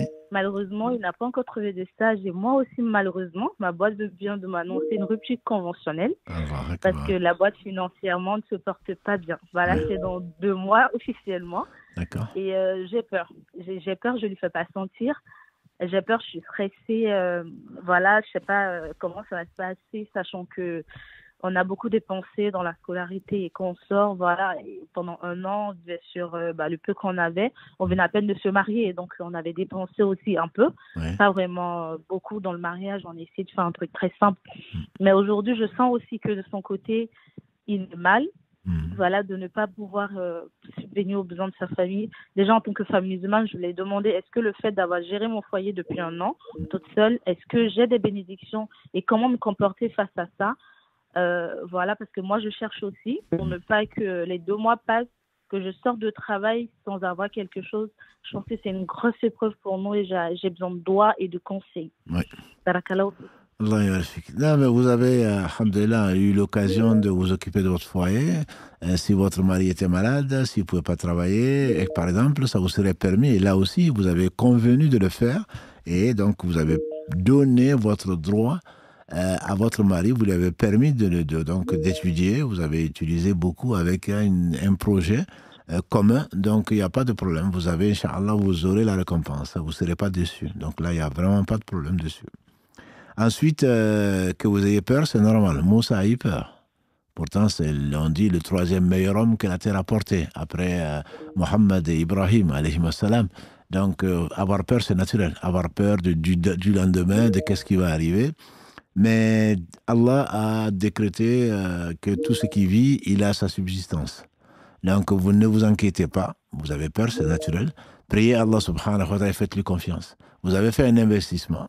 Si, alhamdulillah, en cybercriminalité ou sécurité, voilà, c'est cybersécurité, il a du travail, alhamdulillah. S'il ne l'a pas, ben, il va chercher à quand même faire vivre sa famille. Il ne faut pas qu'il reste là en disant non, moi je me suis spécialisé, j'ai mis 14 000 € dedans, donc je ne travaille que dans ce domaine. Non, il faudrait qu'il cherche à travailler, quel que soit le travail, bien entendu en insistant dans son domaine. Et il se peut qu'Allah lui ouvre une porte. Et si il ne lui ouvre pas une porte, c'est pour son bien. Donc que vous soyez inquiète et que lui soit inquiet, qu'il ne se sente pas bien, c'est tout à fait naturel. Mais ne désespérez pas et surtout faites confiance à Allah subhanahu wa ta'ala. Il n'y a pas une âme à laquelle Allah a refusé sa subsistance. Donc ne vous en faites pas, Inch'Allah. C'est une épreuve, comme vous l'avez bien appelé, une petite épreuve. Il y a bien plus grave, mais je peux tout à fait comprendre et partager vos inquiétudes par rapport à l'avenir. Mais l'avenir appartient à Allah comme tout lui appartient. Demandez-lui et il aime qu'on l'invoque. Il aime qu'on l'invoque. Donc, jeûnez un peu, priez la nuit, etc. Et surtout continuez à lui faire confiance, Inch'Allah, et il va certainement venir à votre secours, Inch'Allah. Alhamdulillah, barakallahu fik. Et avant de laisser la ligne aux autres, je voulais vous dire, Cheikh, vous avez tendance à dire que l'homme ira avec les gens qu'il aime. Moi, je sais que vous aimez le prophète. Moi, je vous aime par Allah. J'espère qu'on se retrouvera le jour de la résurrection. Inch'Allah, c'est ce que je me souhaite parce que, sincèrement, je vous aime par Allah. Toutes les personnes qui me connaissent, ne font que dire le papa de Antel. Je vous aime par Allah. Barakallahu fik. Allah yabarak ma sœur, que Allah subhanahu wa ta'ala pour qui tu m'aimes, t'aime. Et il sait tout. Et alhamdulillah, là, ce n'est qu'une épreuve. Et au travers de l'épreuve, quand Allah aime quelqu'un, il l'éprouve. Justement, c'est peut-être pour que finalement ta confiance soit la plus grande à Allah subhanahu wa ta'ala, à qui on doit faire confiance, et qu'Allah subhanahu wa ta'ala nous réunisse tous à côté du prophète sallallahu alayhi wa sallam, donc dans son paradis. Barakallahu fik pour la alaykum salam wa rahmatullahi wa barakatuh. Salam alaikum, dit la sœur, j'ai mis 7038 € de côté, c'est très précis. 7038 € de côté, argent perçu par la CAF de ma fille depuis sa naissance. Elle a aujourd'hui 4 ans, qu'Allah la bénisse. En 2024, j'ai sorti la zakat sur cette somme. Ai-je bien fait ou du fait qu'elle est mineure, pas besoin? Dois-je continuer à sortir la zakat pour son compte? C'est un livret enfant à ses propres noms et prénoms. rien sur les comptes à moi, aucun intérêt dessus. Aussi, pouvez-vous me rappeler à quelle date il est pertinent de sortir donc la zakat de façon générale? Alors, c'est comme le bien de l'orphelin. Allah, dans la sourate 4 en particulier, la première page, il parle de gérer au mieux l'argent qu'on nous confie, notamment l'argent des orphelins, jusqu'à ce qu'ils soient adultes. Donc, ton enfant, ta fille, donc, a ce devoir-là. C'est le droit des pauvres. C'est pas parce qu'elle est mineure. Autant la prière, le jeûne et le reste, lui, elle peut être exemptée parce qu'elle est malade, parce qu'elle est mineure, parce qu'elle ne peut pas le supporter. Autant quand elle a de l'argent, il faut prélever la part du pauvre, 2,5% seulement, je rappelle, 2,5% seulement sur l'économie. Vous avez bien fait parce que vous êtes responsable devant Dieu, jusqu'à ce qu'elle soit pubère, qu'elle ait la main sur son compte. Donc, ce n'est pas elle qui va être interrogée dessus. Sur cette période, c'est vous qui serez interrogé dessus. Donc, vous avez très bien fait, ma soeur, et qu'Allah vous en récompense, de prélever le 2,5% pour le donner à plus nécessiteux. Difficile peut-être à justifier pour certaines personnes, mais ça, c'est le droit du pauvre. Et vous avez bien fait. Vous devez continuer à le faire. Sur ce qui reste, avec les entrées, avec les dépenses, j'imagine, la CAF ne vous a pas donné ça pour le garder à la banque, c'est pour le dépenser pour votre fille, donc dans son intérêt. Par conséquent, vous devez le dépenser pour votre fille, et si le seuil redevable, le seuil imposable plutôt, est toujours là, dans le compte, vous devez prélever donc les 2,5%. Quelle est pour la dernière question, quel est le meilleur moment de façon générale pour sortir la zakat? Il n'y en a pas. C'est ce que les gens pensent actuellement dans ce mois qui est Muharram, qui est le premier mois de l'année musulmane, 1447. Les gens pensent et disent que c'est le mois de la zakat, Ashura, comme ils disent. Non, je pense qu'ils se trompent complètement. Ashura, c'est le jour, l'anniversaire plutôt du jour où Allah a sauvé Moïse et les fils d'Israël de Pharaon et a noyé Pharaon. Ashura, c'est le 10e. Donc, je pense que les gens confondent avec le fait que quand on a une culture et quand il y a des productions donc, de fruits que l'on peut garder, on prend un 20e en zakat et un 10e si, selon que les arbres fruitiers aient été arrosés par l'eau de pluie ou qu'on ait dépensé pour leur arrosage. Voilà. Donc, quelque part, ils ont gardé ce Ashura, c'est-à-dire ce 10e. Non, ce n'est pas le mois, Muharram n'est pas le mois de la zakat. La zakat a deux conditions, on a souvent revenu dessus. La zakat est due quand on a fait 1 an, quel que soit le début, quelle que soit la fin, quand on a fait 1 an d'économie et le seuil imposable qui est donc de 595 grammes d'argent métal, la valeur de 595 grammes d'argent métal ou 85 grammes d'or. C'était équivalent, mais aujourd'hui, ce n'est pas du tout équivalent. 595 grammes d'argent métal valent aujourd'hui à peu près 700 €. Donc, quand on a 700 €, c'est l'avis majoritaire quand on a 700 € d'économiser pendant 1 an. Donc, tout dépend quand est-ce qu'on a eu ces 700 €. Imaginons qu'on a eu 700 € au mois de Muharram. Oui, effectivement, si l'année d'après, on a toujours 700, voire plus, c'est le mois de Muharram que l'on doit... c'est au mois de Muharram que l'on doit sortir les 1/40, 2,5% donc de ce qu'on a dans son compte. Et l'avis de certains savants contemporains, moi c'est l'avis qui me convainc, c'est plutôt en or, 85 grammes d'or, qui équivalent aujourd'hui à ça fluctue beaucoup, surtout avec les raisons géopolitiques. Donc la guerre en Ukraine, le massacre à Gaza, etc. etc. Donc l'or fluctue, la valeur de l'or fluctue. Actuellement, 85 grammes d'or équivalent à peu près, elles sont estimées à 7 000 € ou un peu plus. Donc si on a économisé 7 000 € ou un peu plus, on doit, donc ça devient le seuil imposable. Mais la majorité des savants, disais-je, contemporains, disent qu'il faut plutôt prendre ce qui arrange les pauvres. Donc ce serait plutôt 700 € sur 1 an. Donc il n'y a pas de moment précis. Si c'est pendant le Ramadan qu'on a eu 700 € et que finalement, Ramadan prochain, on a 800 €. Donc on doit se prélever le 1/40 sur les 700 € qui ont passé l'année. Voilà. Donc si c'est Ramadan, si c'est Safar, si c'est Muharram, si c'est Sha'ban, donc il n'y a pas de moment précis. Ça dépend du moment donc où on a constaté qu'on a atteint ce seuil-là. Et à partir de ce moment, donc, on compte 1 an. Et si on est descendu en dessus du seuil imposable, on n'a pas de zakat. Imaginons qu'on prenons 700 €.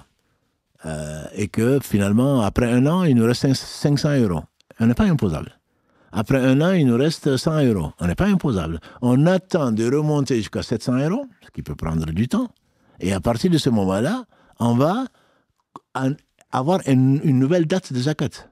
Imaginons qu'en Ramadan, j'ai 700 € et que l'année d'après, j'ai 800 €. Donc, je sors un 40e de ces 700 €. Et après Ramadan, au mois de Dhul Hijjah, j'ai dépensé les 700 €, je n'en ai plus. Je dois attendre d'avoir à nouveau 700 € et un an après avoir conservé 700 €, mais si ça fait de yo-yo et que j'ai 700 € et ensuite ça descend en dessous de 100, en dessous de 100 ou moins de 700 € et ensuite ça remonte à 1000 € et après, il faudrait que l'argent, il faut que l'année ait tourné avec au moins le nisab, avec au moins le seuil imposable. Voilà très brièvement. Donc il n'y a vraiment pas de moment précis où il faut sortir la zakat.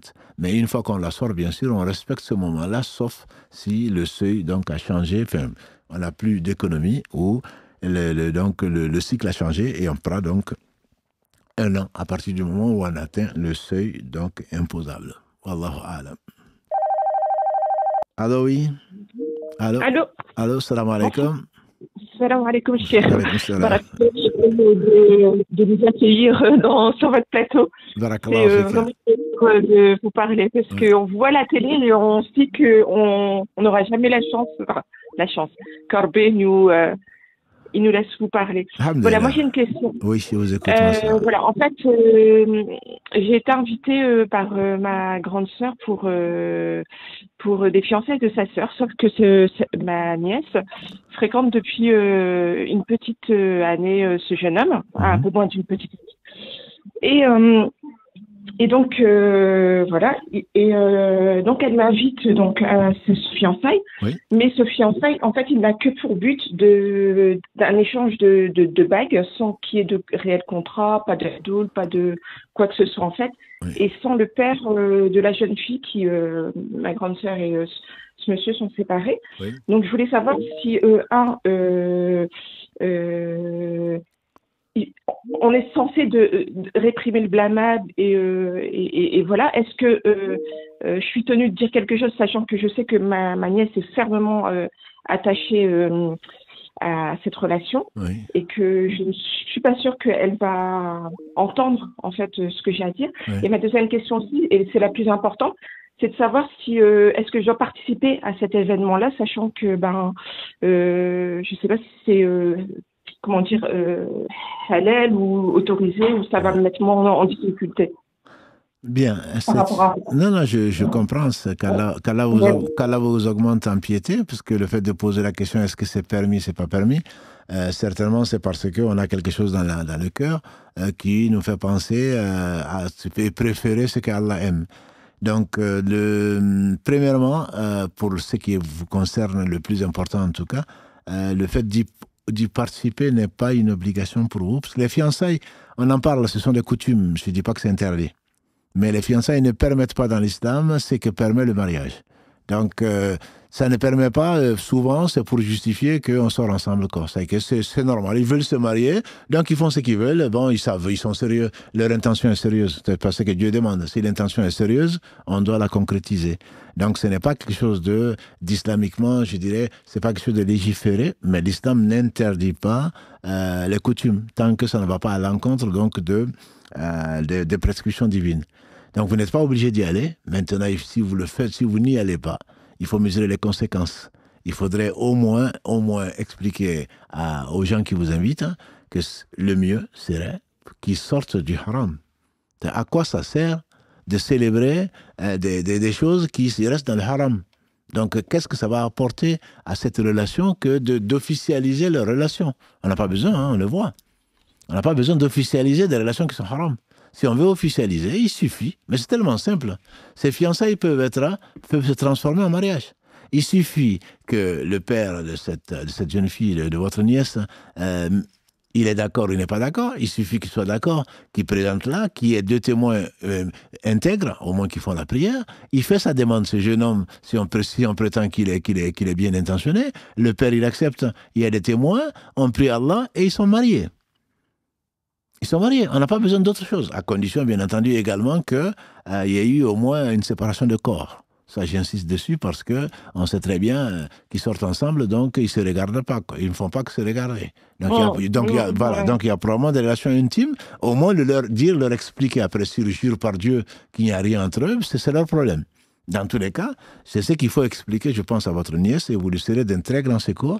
Et qu'elle l'accepte pas, ce n'est pas votre problème. Ordonner le bien, interdire le blâmable, c'est ce pourquoi Allah a envoyé les prophètes. C'est ce pourquoi il a élu la communauté de Mohammed sallallahu alayhi wa sallam. Allah dit dans le verset 110 de la sourate 3, Kuntum khayra ummatin ukhriyat linas, ta'amuruna bil ma'ruf, tanhauna anil munkar, wa tu'minuna billah. Voilà, donc c'est pourquoi Allah nous a choisi cette communauté comme étant la meilleure, parce qu'elle leur donne le convenable, elle interdit le blâmable et elle croit en Allah. Donc peu importe, bien sûr on va le faire avec bienveillance, on va le faire avec politesse, on va le faire discrètement, mais c'est votre nièce, si vous l'aimez, et je n'en doute pas, vous devez la conseiller, quelle que soit la façon qu'elle le prend. Si elle le prend mal, c'est dommage. Mais au moins, vous aurez fait votre devoir. Et le prophète sallam a dit, ad-dinu an-nasiha, c'est que la religion, c'est le bon conseil. Donc, si vous aimez quelqu'un, forcément, vous lui donnez un bon conseil. Et c'est ce que je vous conseille. Si vous arrivez à transformer ces coutumes, fiançailles, en mariage réel, vous aurez tout gagné. Vous aurez tout gagné. C'est ce que je vous conseille en tout cas. Et votre conseil, c'est de pas être présent parce que je participe à ça quelque part, non? Je pense que vous les conseillez, et s'ils n'en veulent pas, je pense qu'il ne faut pas y participer. Oui, c'est ça. Voilà. Mais vous pouvez, avant de refuser d'y participer et d'amener peut-être des problèmes dans la famille, juste en leur disant, mais c'est une très belle occasion de transformer le haram en halal. Voilà, donc présentez-le de la meilleure façon. Il l'accepte, tant mieux, il ne l'accepte pas, et vous lui dites simplement, c'est tellement facile, pourquoi vous ne voulez pas le faire? Si vous ne voulez pas le faire, moi je ne compte pas m'y associer. Et puis c'est tout. C'est tout. J'espère, Inch'Allah, que ce ne sera pas une occasion pour rompre les liens de parenté. Oui, on a une famille assez fragile, on va dire. Priez Dieu et agissez de la meilleure des façons. C'est votre nièce, vous avez des devoirs vis-à-vis d'elle. Et voilà, conseillez-la et conseillez ses parents. S'ils veulent transformer une mauvaise occasion en une bonne occasion, c'est tant mieux. S'ils ne veulent pas, au moins, vous aurez fait votre devoir. D'accord, ok. Voilà. Bon, c'est gentil, barakallah. Allah yabarak ma sœur, barakallah. Assalamu alaikum wa rahmatullah. Assalamu alaikum, cher. Alaykum salam wa rahmatullah. Alors, une question qui va être longue, mais que la sœur, j'imagine, la pharmacienne a beaucoup patienté, parce que c'est une question qui date de longtemps, et on n'a pas eu l'occasion donc de la lire et de la traiter à plusieurs occasions. Ce n'est pas la faute de Karim, c'est la mienne. On n'a pas eu le temps. Assalamu alaikum, dit-elle, et en plus elle nous conseille, et elle a pris le temps d'écrire. Je prends contact avec vous suite à votre recommandation sur le live du 14 mai, bon, ça fait un peu longtemps, pour clarifier la question liée à la prise de médicaments. En effet, suite aux directives de Cheikh, quant à l'interdiction de ce qui atteint la raison et mène à des actes répréhensibles, je me suis posé cette même question au sujet des médicaments étant pharmacienne de profession. qu'Allah te récompense, ma sœur, est énormément, pour ne pas dire presque tous les patients de personnes consomment régulièrement des benzodiazépines ou des Z-drogues. Z-drogues, pour citer Xanax, notamment Zolpidem plutôt. Encore, des médicaments dits calmants, dans une indication d'anxiété ou d'insomnie chronique, comme probablement on peut deviner, c'est tellement courant aujourd'hui. Cependant, énormément, mais pas le cas de toutes, également quand elles se trouvent en manque, le cas le plus fréquent de manifestations problématiques se retrouve particulièrement agressive, sans limite, pouvant aller jusqu'aux menaces. Donc, on comprend ce que les pharmaciennes et les médecins subissent dans les hôpitaux, etc., et dans les pharmacies, parce que bon, les gens sont de moins en moins stables et de moins en moins respectueux. De cette classe de médicaments a un effet comme effet secondaire relaté nervosité, colère, psychose, agitation, idées délirantes, hallucinations, etc. Je suis professionnel donc de soins, donc d'un point de vue personnel, je délivre très régulièrement ce type de médicaments et mon interrogation se pose afin de savoir si suis-je comparable aux vendeurs d'alcool enivrant donnant lieu aux mêmes effets. Je me suis concentré sur cette classe de médicaments car c'est la plus représentative de l'exemple Mais vous vous doutez que malheureusement, ce n'est pas les seuls médicaments avec ces effets secondaires, donc si le jugement y est identique.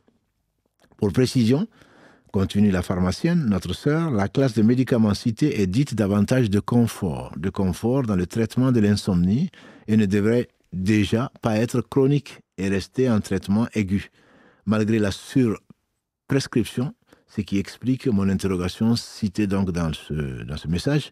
Je reste bien entendu à votre entière disposition si une interrogation persiste dans la mise du contexte. Je vous remercie également fortement d'avance pour votre temps consacré. Barakallahu fikoum. Désolé ma sœur, et remercie beaucoup de reconnaissance pour le travail que vous avez fait, et vous voulez du bien certainement à cette communauté. C'est une très bonne question, même si elle paraît très très spécialisée. Vous n'êtes pas une vendeuse de drogue, vous n'êtes pas une vendeuse d'alcool. Parce qu'en vendant ceci, Allah l'a interdit et ça a un effet connu et immédiat. Et on sait pourquoi on le prend. Maintenant, il est évident que le médecin qui prescrit ça doit également, il le sait, il connaît les effets secondaires. Et de médicaments sans effets secondaires, je n'en connais pas. Même pour le Doliprane, on peut dire je ne connais pas d'effets secondaires. Mais les notices sont là pour cela. Donc il faut les lire. Et c'est la responsabilité de la personne de surdoser ou d'avoir utilisé à mauvais escient. On le sait tous, hein, c'est ce qu'ils appellent les ballons chez les jeunes ou autre chose. C'est des choses qui sont normalement fabriquées pour une certaine chose et ils l'utilisent, ils détournent l'utilisation. Donc là, si on détourne l'utilisation, vous n'êtes pas responsable. Vous n'êtes pas responsable de ça, ce n'est pas fait pour ça. Et effectivement, la facilité aujourd'hui, on n'est pas patient. Il suffit d'un petit mal de tête pour que ça y est. On aille voir le médecin pour avoir un congé maladie. Il suffit on ne supporte plus rien, malheureusement. Et donc, il faut que la personne sache qu'il n'y a pas de médicament qui n'ait pas d'effet secondaire. Et donc, mieux vaut patienter un peu. Et toute douleur, a dit le prophète sallam, y compris la piqûre d'épine, même les soucis, nous enlèvent des péchés. Aujourd'hui, on ne supporte rien. Donc, comment tu veux regarder cette femme, qu'Allah la bénisse et la guérisse, qui remercie Allah d'avoir été touchée par le cancer et qui a souffert, qui a tant souffert. Donc, Allah va, Inch'Allah, la laver de ses péchés. Le prophète sallam a dit, si Allah aime quelqu'un, il l'éprouve au point de le rencontrer sans aucun péché. Donc, la moindre douleur, le moindre mal de tête, le moindre ceci, je n'arrive pas à dormir, mais fais du dhikr. Il y a un imam qui disait, qu'Allah le bénisse, Kouma, à Bamako, il disait, si tu n'arrives pas à dormir, il te conseille. Tu as une insomnie, applique le hadith du prophète sallallahu alayhi wa sallam qui dit, celui qui a une insomnie, ou qui se réveille, qui dit La ilaha illallah wahdahu la sharika la, lahul mulku wa lahul hamdu wa huwa ala kulli shay'in qadir, subhanallah, alhamdulillah, la ilaha illallah, Allahu akbar, wa la hawla wa la quwwata illa billah, l'invocation que la personne va faire, Allah va l'accepter. Alors il a dit, qu'Allah le bénisse, il dit essaye-le. Si tu n'arrives pas à dormir, parce que tu vas invoquer Allah, tu vas évoquer Allah, Shaitan ne va pas dire, si c'est Shaitan qui t'empêche de dormir avec plein de soucis, il va dire allez, dors. Donc voilà, fais du dhikr. Il va te dire tout de suite non, arrête, mieux vaut dormir que d'avoir des bonnes actions. Voilà, pourquoi ne pas faire de dhikr à cette place-là? Allah t'a éprouvé par l'insomnie, je dis, il faut la traiter bien sûr, parce que chronique, bien entendu, c'est insupportable. Ça fait partie des merveilles et des dons d'Allah que de pouvoir dormir. Si tu n'arrives pas à dormir, tu vas devenir fou, tu vas devenir folle. Donc c'est normal que on traite l'insomnie, mais ça ne se traite pas en surdose et en surmédicamentation comme les gens le font aujourd'hui, et surtout ici.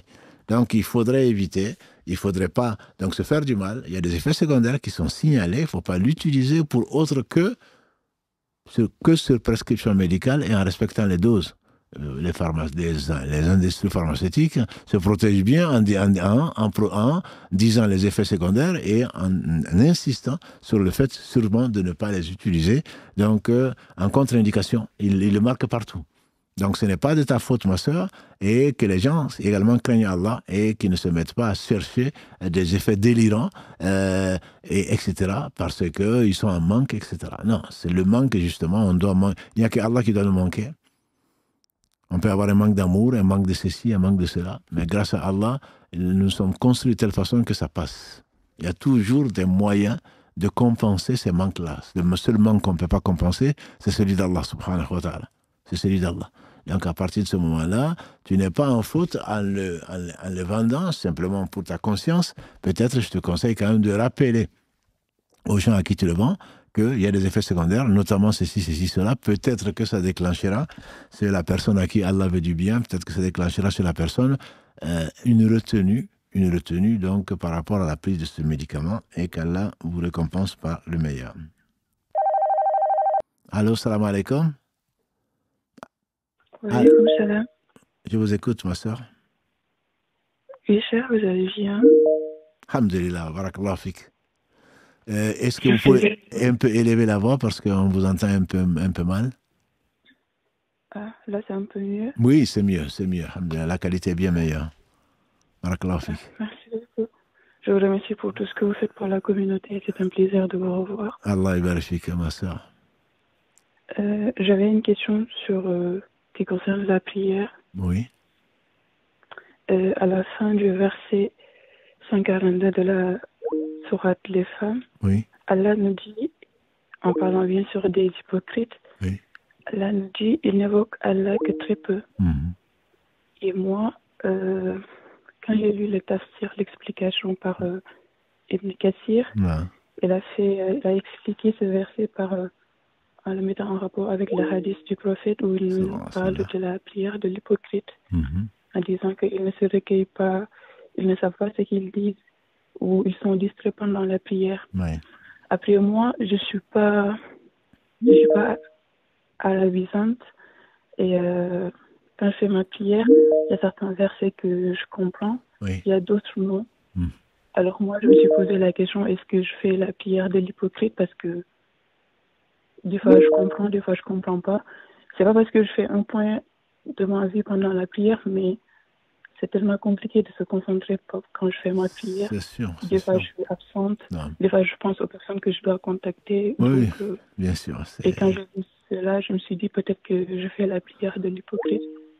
Alhamdulillah, ma soeur, vous n'en faites pas partie. Si vous en faisiez partie, vous ne poserez même pas la question. On fait de la Hassan al-Basri, qu'Allah fasse miséricorde, une épigone, et on lui fait dire, ne craint l'hypocrisie que le vrai croyant, et ne se croit à l'abri de l'hypocrisie que l'hypocrite. C'est que le prophète, alayhi salatu wassalam, il ne parlait pas de lui-même, il dit, chacun d'entre vous n'aura de la prière que la moitié. Le quart jusqu'au 10e. Le tiers, le quart jusqu'au 10e. Ça veut dire qu'on ne peut pas être concentré 100%. On ne peut pas. Donc, effectivement, le fait que vous ne compreniez pas tout ce que vous dites, Satan en profite pour vous faire des projets donc, sur la Lune, ce que vous devez faire, la dette que vous avez, la personne que vous craignez, etc. Bon, ça, c'est normal. Mais je vous assure que même ceux qui comprennent l'arabe et qui comprennent certains versets du Coran, même ceux-là, ils n'ont pas plus de 50% de leur prière. Voilà. Donc, simplement, ce que je vous conseille, c'est de regarder ce qu'Allah a facilité les 7 premiers versets de la Fatiha et lisez ou récitez plutôt les versets que vous connaissez, dont vous connaissez le tafsir, comme par exemple celui-là, le 142 de la sourate 4.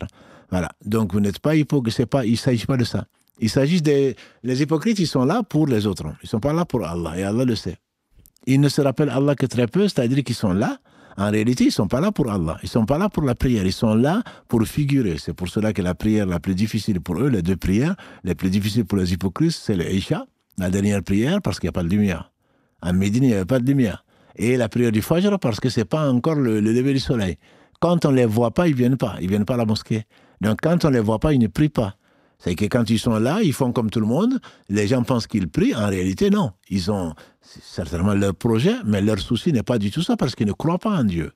Ils ne croient pas en Dieu. Quand Dieu qui dit qu'il se rappelle très peu Allah, c'est que s'ils croyaient en Dieu, ils n'auraient pas été hypocrites. Ça, c'est les hypocrites de dogme. C'est différent. Ce n'est pas ce qui nous passe nous par la tête, nos insuffisances. Le prophète, alayhi salatu wassalam, quand il terminait la prière, il est sunna de dire, la première chose qu'il faisait après le salam, c'était « Astaghfirullah, astaghfirullah, astaghfirullah ». Je demande protection à Allah, je demande pardon à Allah, je demande pardon à Allah, je demande pardon à Allah.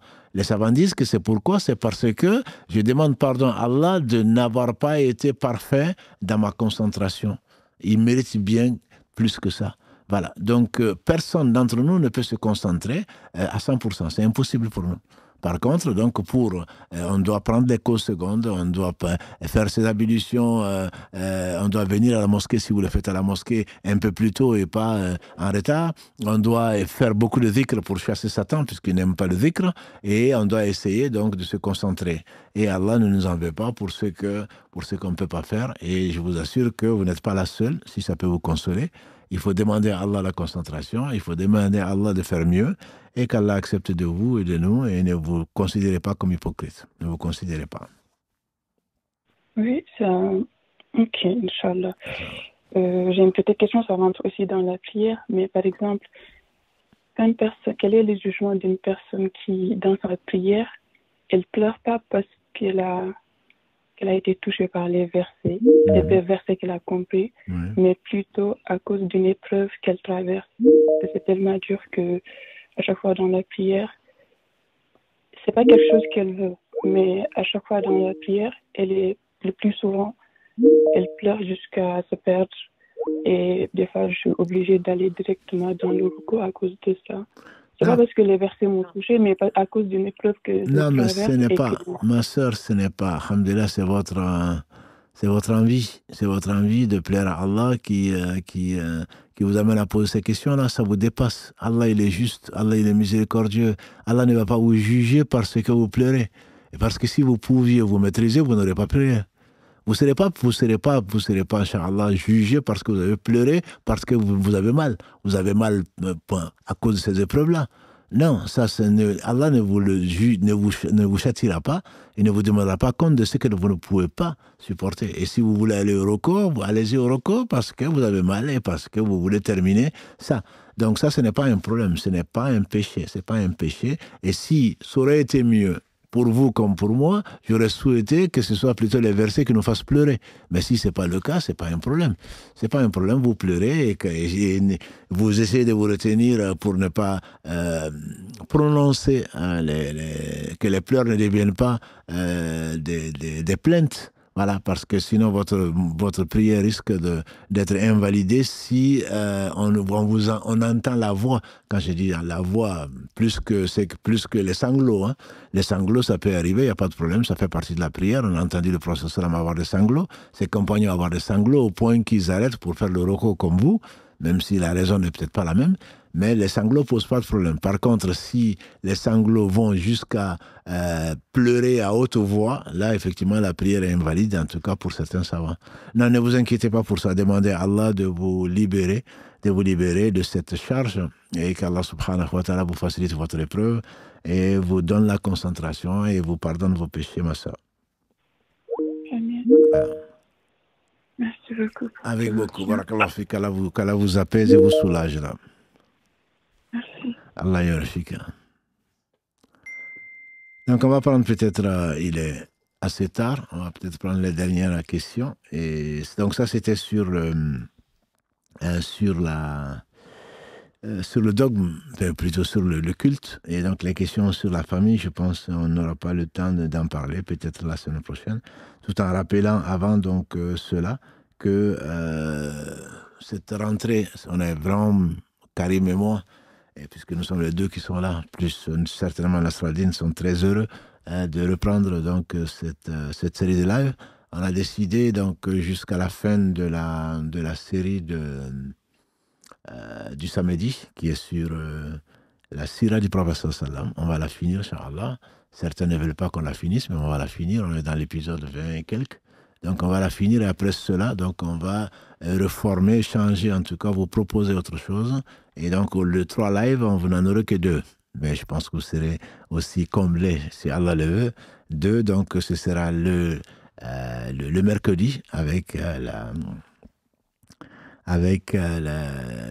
médecine des cœurs, et le samedi, qui sera plus la sira, qui sera en fait l'islam au quotidien. Pourquoi? Parce que le lundi, vous êtes, alhamdoulilah, en vacances, peut-être aujourd'hui plus nombreuses encore que d'habitude. C'est là où on atteint, je pense, le record de 4000 et quelques lundi. Mais lundi est un peu difficile pour vous, et donc samedi, vous avez plus de temps. Donc on aimerait encore plus vous servir, Inch'Allah, que ce soit samedi.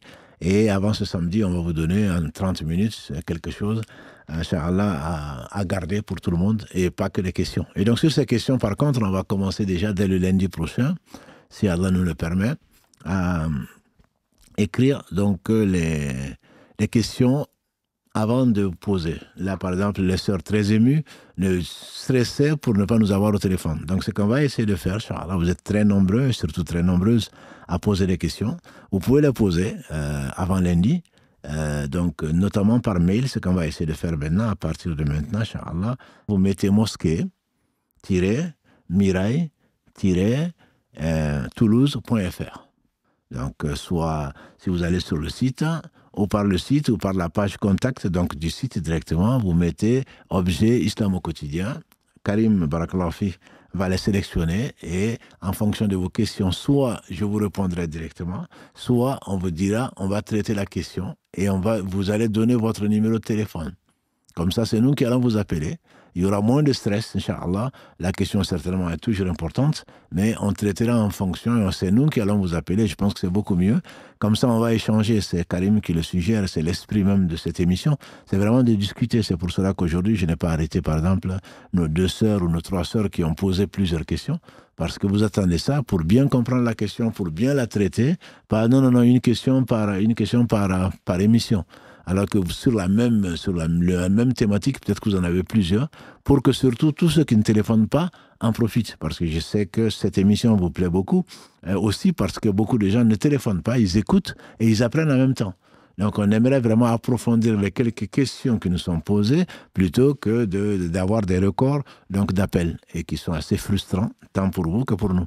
Donc ça, on va déjà, Inch'Allah, à partir de la semaine prochaine, vous allez sur le site de la mosquée, donc à contact, donc là directement il suffit de taper mosquée, Mirail, Toulouse, alhamdoulilah, Google sait qui nous sommes, donc sinon vous envoyez un mail, et au pire, mais je préfère vraiment que ce soit par mail, c'est plus facile pour Karim, parce que c'est moi qui m'occupe d'Instagram, de Messenger et tout le reste. Donc, s'il faut encore qu'il aille là-bas pour aller retrouver les numéros de téléphone, etc., s'il vous plaît, dorénavant, à partir de la semaine prochaine, Inch'Allah, les questions qui sont là, on va les traiter, qui datent déjà d'avant le Hajj. On va essayer de les traiter en même temps, mais sinon, dorénavant, vous allez être contacté.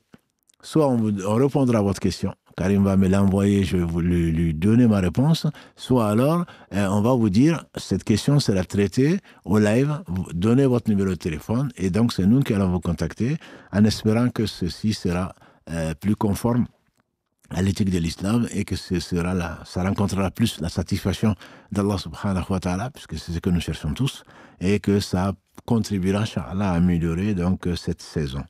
Donc ça, c'est pour ce qui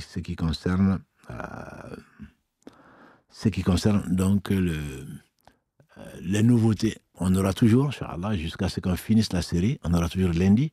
Mercredi, c'est que vous avez été promis sur la corruption donc du cœur. On va commencer une nouvelle série. Et samedi, sur le joyau de la prophétie, on va continuer donc après Hudaybiyah, et on va arriver jusqu'à le Hajj du prophète sallam, et ensuite le décès du prophète sallam, et ensuite donc on aura fini notre saison sur le samedi, et on va le modifier et le transformer en islam au quotidien. Mais vous serez, Inch'Allah, au courant.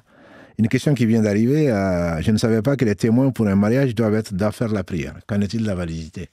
La validité, quand le prophète sallam, il a dit, s'il n'y a pas de tuteur et il n'y a pas de témoin, le mariage est bâtil, il est bâtil, c'est-à-dire il est invalide. Alors, pourquoi parler des témoins qui font la prière? Si je le dis, parce que la prière, c'est le minimum. La belle science qu'Allah a donnée, la belle science humaine qui est la science des hadiths, qu'Allah a accordée aux compagnons du prophète sallam et à cette religion, on cherchait des hommes qui sont intègres. Comment dit quelqu'un qui refuse de venir à Allah l'invite 5 fois par jour pour lui pardonner, etc., qui ne fait pas sa prière, n'est pas compté parmi les témoins dans l'islam. S'il fait sa prière, si son comportement n'est pas irréprochable, on n'est pas parfait, mais on ne le voit pas en train de faire des grands péchés. S'il fait des grands péchés au vu, au su de tout le monde, on appelle ça dans l'islam un fasiq, c'est un pervers. Il ne peut pas servir de témoin. Donc le mariage est sérieux, c'est un contrat. C'est un contrat, Allah demande 2 témoins. Quand on parle de témoins dans l'islam, c'est des gens qui font leur prière, qui ne font pas de grands péchés au vu, au su de tout le monde, et qui ne persistent pas sur les petits péchés ou les péchés mineurs. Bon, on ne va pas juger à partir de quand le péché il est mineur ou pas, mais c'est pas des gens c'est des gens qui s'inscrivent dans la réforme. Ils s'inscrivent dans la réforme, qui d'apparence craignent Allah, et Allah seul sait s'ils ne le craignent ou pas, mais en tout cas qui ne sont pas fiers de ce qu'ils font. Si ils se présentent, ils n'ont pas honte d'Allah, ils n'ont pas de pudeur vis-à-vis d'Allah. Pourquoi avoir de la pudeur vis-à-vis des autres? Et leur témoignage donc n'est pas compté et le mariage est invalide. À ma connaissance, je ne connais pas de divergence dessus, sauf chez Abu Hanifa qui dit que et sans tuteur, le mariage est valable, et on sait que c'est un avis que même des gens, des savants de l'école hanafite disent que c'est un avis qui n'est pas valable. Voilà. Donc il faut un tuteur, il faut 2 témoins, il faut la demande et l'acceptation, il faut le consentement également pour la personne qui a demandé, qu'une fille qui a été mariée de force.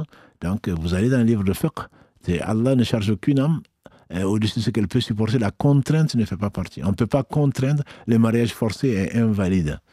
C'est parmi les conditions du mariage, il faut le consentement. Le prophète sallam a dit, comment est-ce qu'on sait qu'elle est d'accord? Si elle ne parle pas, elle est tellement pudique, il dit, par son silence. Mais la personne, comme elle se reconnaîtra peut-être, à qui j'ai répondu aujourd'hui, quelqu'un qui est là et elle refuse, elle dit aux parents qu'elle ne veut pas de cet homme, elle dit aux parents du mari ou de cet homme, je ne veux pas de lui, ne serait-ce que par honneur. Tu ne veux pas de moi, pourquoi je vais t'épouser? Je ne comprends pas. Je comprends pas. Quelqu'un qui ne veut pas de toi et tu veux l'obliger à t'épouser, non. Ne serait-ce que par honneur, ne serait-ce que par pudeur. Les parents le savent, mais pour des raisons infondées certainement, mais injustifiables, ils vont accepter parce que c'est son cousin, parce qu'il y avait eu un pacte, parce qu'il est riche, parce que sa famille est ceci. C'est pour se protéger de cela, ce n'est pas pour se protéger d'Allah en tout cas. Il n'y a que la crainte d'Allah qui peut nous protéger d'Allah. Donc le mariage forcé n'est pas un mariage qui est valide. C'est l'avis que je connais en tout cas. Pour la personne qui veut plus, elle n'a qu'à aller fouiller dans les livres de fiqh. Toujours est-il qu'on n'a pas donc à prendre comme témoin des gens qui ne font pas la prière dans l'islam. Chacun fait ce qu'il veut, hein, surtout en France. Chacun fait ce qu'il veut. Mais dans l'islam, dans le fiqh, quelqu'un qui est témoin, c'est quelqu'un qui est un musulman qui est intègre. Voilà. L'intégrité passe nécessairement par la prière. Le prophète sallam a dit ce qui sépare l'homme de la mécréance, c'est l'abandon de la prière. Celui qui ne prie pas, c'est son choix. Je ne suis pas là pour le juger. Qu'Allah me guide, qu'Allah le guide. Mais il n'est pas compté parmi les témoins dans l'islam pour n'importe quel contrat, notamment pour le mariage. Dernière question, Inch'Allah, parce qu'il est déjà 21h et on a fait exprès pour ce retour, parce qu'on n'a pas envie de se quitter, mais aussi parce que vous méritez certainement mieux. Pour cette dernière question, donc, assalamu alaikum wa rahmatullahi wa barakatuh. Une petite question, est-ce que les assurances téléphones, etc., sont autorisées? Toutes les assurances dans l'islam, j'ai dit bien dans l'islam, toutes les assurances sont interdites, parce que c'est assimilé au jeu de hasard. Par contre, je ne veux pas dire que vous ne prenez pas d'assurance. Les assurances qui sont imposées, comme l'assurance habitat, sans lesquelles tu ne vas pas avoir de maison à louer, l'assurance voiture, sans laquelle tu ne dois pas, l'État t'interdit, la loi t'interdit de rouler. Ceux-ci sont tolérés, c'est-à-dire que tu peux les prendre, on espère que tu n'auras pas de péché. Et sinon, nos salaires et tout le reste, on a tous des comptes bancaires. Et pourtant, on sait très bien que les banques, malgré tout ce que l'on veut, c'est de l'usure. Donc on ne doit le faire que parce qu'on est contraint et obligé. Chacun d'entre nous reçoit son salaire ou autre chose dans les banques. Ça, c'est toléré parce que c'est une obligation de le faire. Mais pour le téléphone, ce n'est pas obligatoire, ma soeur. Mon frère, ce n'est pas obligatoire. Avoir un téléphone n'est pas une obligation. Je dirais même que ça devient un inconvénient aujourd'hui, puisqu'on est tous devenus accros du téléphone et des réseaux sociaux. Donc l'assurer pourquoi? Si jamais ton téléphone est volé, si jamais il se casse, et alors? C'est pas la fin du monde. C'est pas quelque chose qui est indispensable à la vie. Si c'est indispensable à la vie, il n'y a pas de souci. L'islam te le permet, c'est toléré. Je ne dis même pas permettre, c'est toléré. Mais ce n'est pas le cas du téléphone et toutes les assurances en général. Assurance décès, comme vous me dites. Assurance téléphone, assurance je ne sais quoi. Ils te proposent toujours. Comme si c'est eux qui vont, ah oui, la machine à laver est assurée 2 ans. Ça c'est compris. Là, c'est permis. Parce que c'est le constructeur qui assure ce qu'il a fabriqué. Mais si extension d'assurance, c'est interdit, ma soeur. C'est interdit, mon frère. 5 ans, si tu rajoutes 20 € de plus. Pour moi, tu me dis que ça tient pendant 2 ans, moi, il n'y a pas de souci. Si dans les 2 ans, J'ai un souci, je reviens te voir en tant que c'est le constructeur qui l'assure. Mais après 2 ans, mais ça peut faire 10 ans. Même si aujourd'hui, on sait que c'est conçu pour tomber en panne le plus tôt possible pour échanger ça. Donc, on va s'arrêter là, Inch'Allah. Il est 21h. Donc, notre prochain rendez-vous, barakallahu fikoum, la famille. Encore une fois, content de vous retrouver. Le prochain rendez-vous, Inch'Allah, ce sera mercredi à 19h. On prie Allah subhanahu wa ta'ala qu'entre-temps, la clim soit réparée. Et alhamdulillah, et qu'Allah nous préserve de la chaleur de l'enfer et du jour du jugement dernier. Parce qu'on n'arrive même pas à supporter, entre guillemets, 30 comme il y a aujourd'hui à Toulouse. On n'arrive même pas à le supporter. Pourtant, on est dans le confort. Que dire alors le jour où le soleil se rapproche des têtes? Où les gens vont suer à hauteur de la cheville, des genoux, de la ceinture, jusqu'au cou. Certains vont être noyés dans leur sueur à cause de cela. Qu'Allah nous préserve, qu'Allah vous aime, mes sœurs et frères, qu'Allah nous accorde tous son amour, l'amour des gens qu'il aime, et l'amour des œuvres qui conduisent à son amour. Qu'Allah bénisse le meilleur raison, Mohammed, sa famille, ses compagnons, tous ceux qui les auront suivis dans le droit chemin et nous fassent l'honneur d'en faire partie. Subhanakallahumma bihamdika, ashhadu an la ilaha illa anta astaghfiruka wa atubu ilayk. Subhana rabbika rabbil izzati amma yasifun wa salamun ala al-mursalin walhamdulillahi rabbil alamin. Wassalamu alaykum wa rahmatullahi wa barakatuh.